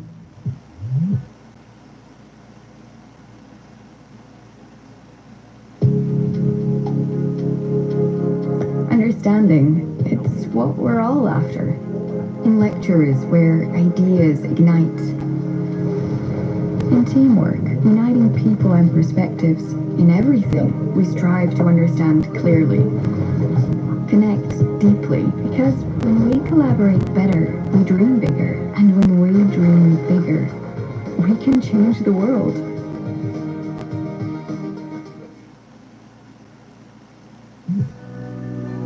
Maurice Hill was found guilty on May 5th, 2025 of 3 counts of attempted murder, 9 counts of aggravated assault, 9 counts of assault on a law enforcement officer, recklessly endangering another person, causing catastrophe, simple assault, and possession of an instrument of crime. He was also convicted on 2 firearms charges. However, he was found not guilty on 9 counts of attempted murder, 3 counts of aggravated assault, and 3 counts of assault on a law enforcement officer, 1 count of unlawful restraint, 1 count of unlawful restraint with serious bodily injury, 1 count of conspiracy, and 1 count of possession with intent to deliver drugs. Whatever happened that day, law enforcement did everything they could to cover their story as the duffel bag became less of an issue, seeing as 6 officers were shot. So, any claim of eluding warrants or any claim to that effect Maurice Hill would have had went out the window. Coming up, look forward to my 100K video explaining the sad history of Philly drill, my time covering it, and the devastation it left in its wake in the last 7 years. Also, the Los Diablos video is in the works, so look out for that as well.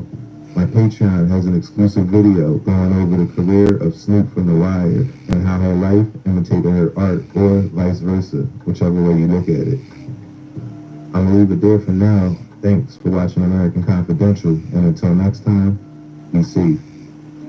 55, one J. John with a priority.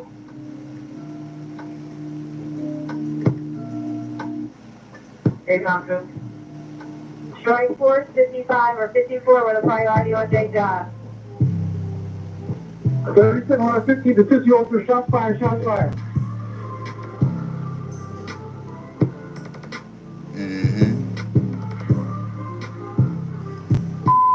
Car stand by. Car stand by. Car stand by. Car stand by. 50 officer, police priority, shots fired. 3700 North 15 to 50 officer, police by radio, shots fired. Damn.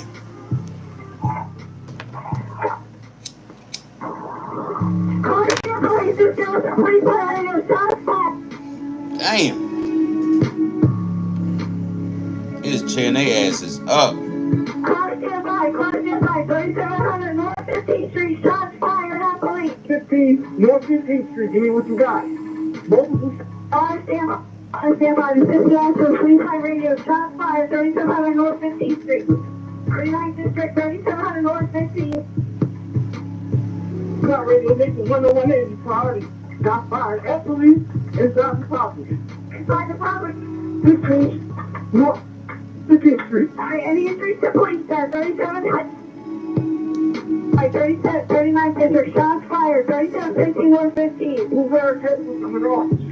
Possibly, enter officers, we got a possible barricade. Quick radio. Hey, he's gone down. Caution, please are required. Right down. Stand by. Car stand by. Second assist. 3715 North 15. Shots fired. Shots fired inside. Making 180. Can still ringing off. Give me SWAT ASAP. Long guns ASAP. Just making 180. Goddamn, still car. Radio. Car stand by. Car stand by. 39th District. Assist the officer. Please. 37. Car stand by. 39th District. 3715 North 15th. Assist the officer. Second call. Shots fired. Shots fired. At police.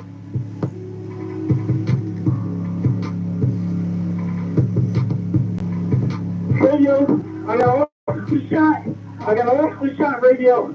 Alright, so I reach fire. Car stand by. I need help. Oh, radio, listen. Take the 101 in. I got an officer shot at dislocation in the leg.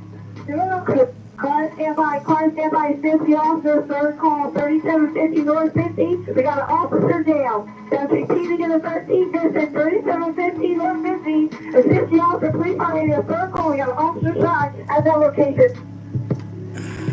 Please, send additional cars immediately. Send additional cars, bro. Shot still fired. With fire. There's the 101 in you. Still shot fired. I got officer shot at this location. With my lower extremities been perpetrated. Car stand Charlie, let's get that officer there. Car stand by. Car stand by. It's going to be a 36, 3715 North 15. Assist the officer. Please high radio. We got several shots. Officers. We got an officer down. That's repeating in the 39th District. 3715 North 15. They're still getting shot. Shots fired. I need long guns. What? 3750 North 15th. Assist the officer. Please by radio. We have an officer shot, and they're still being shot at.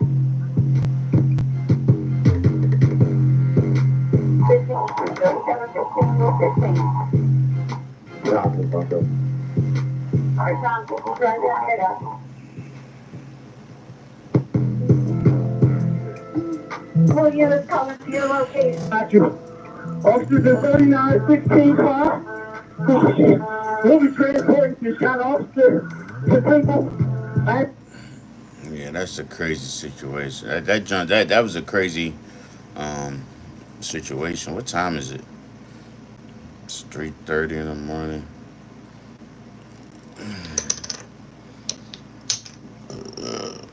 All right, chat. We about to shut this thing down. For real, I'm fucking tired, chat. We about to shut it down.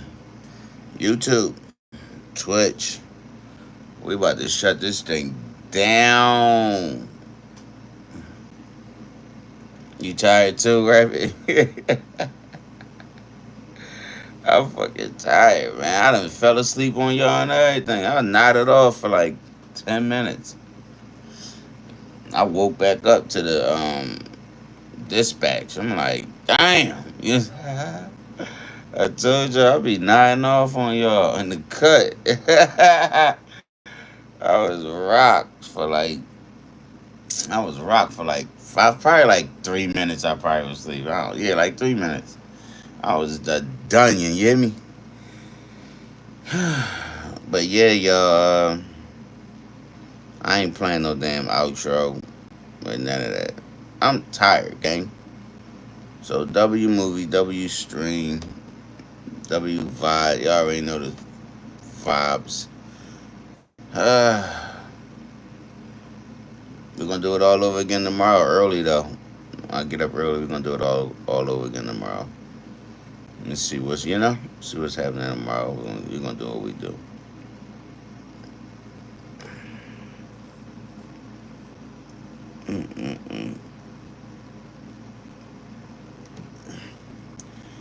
All right, chat, YouTube.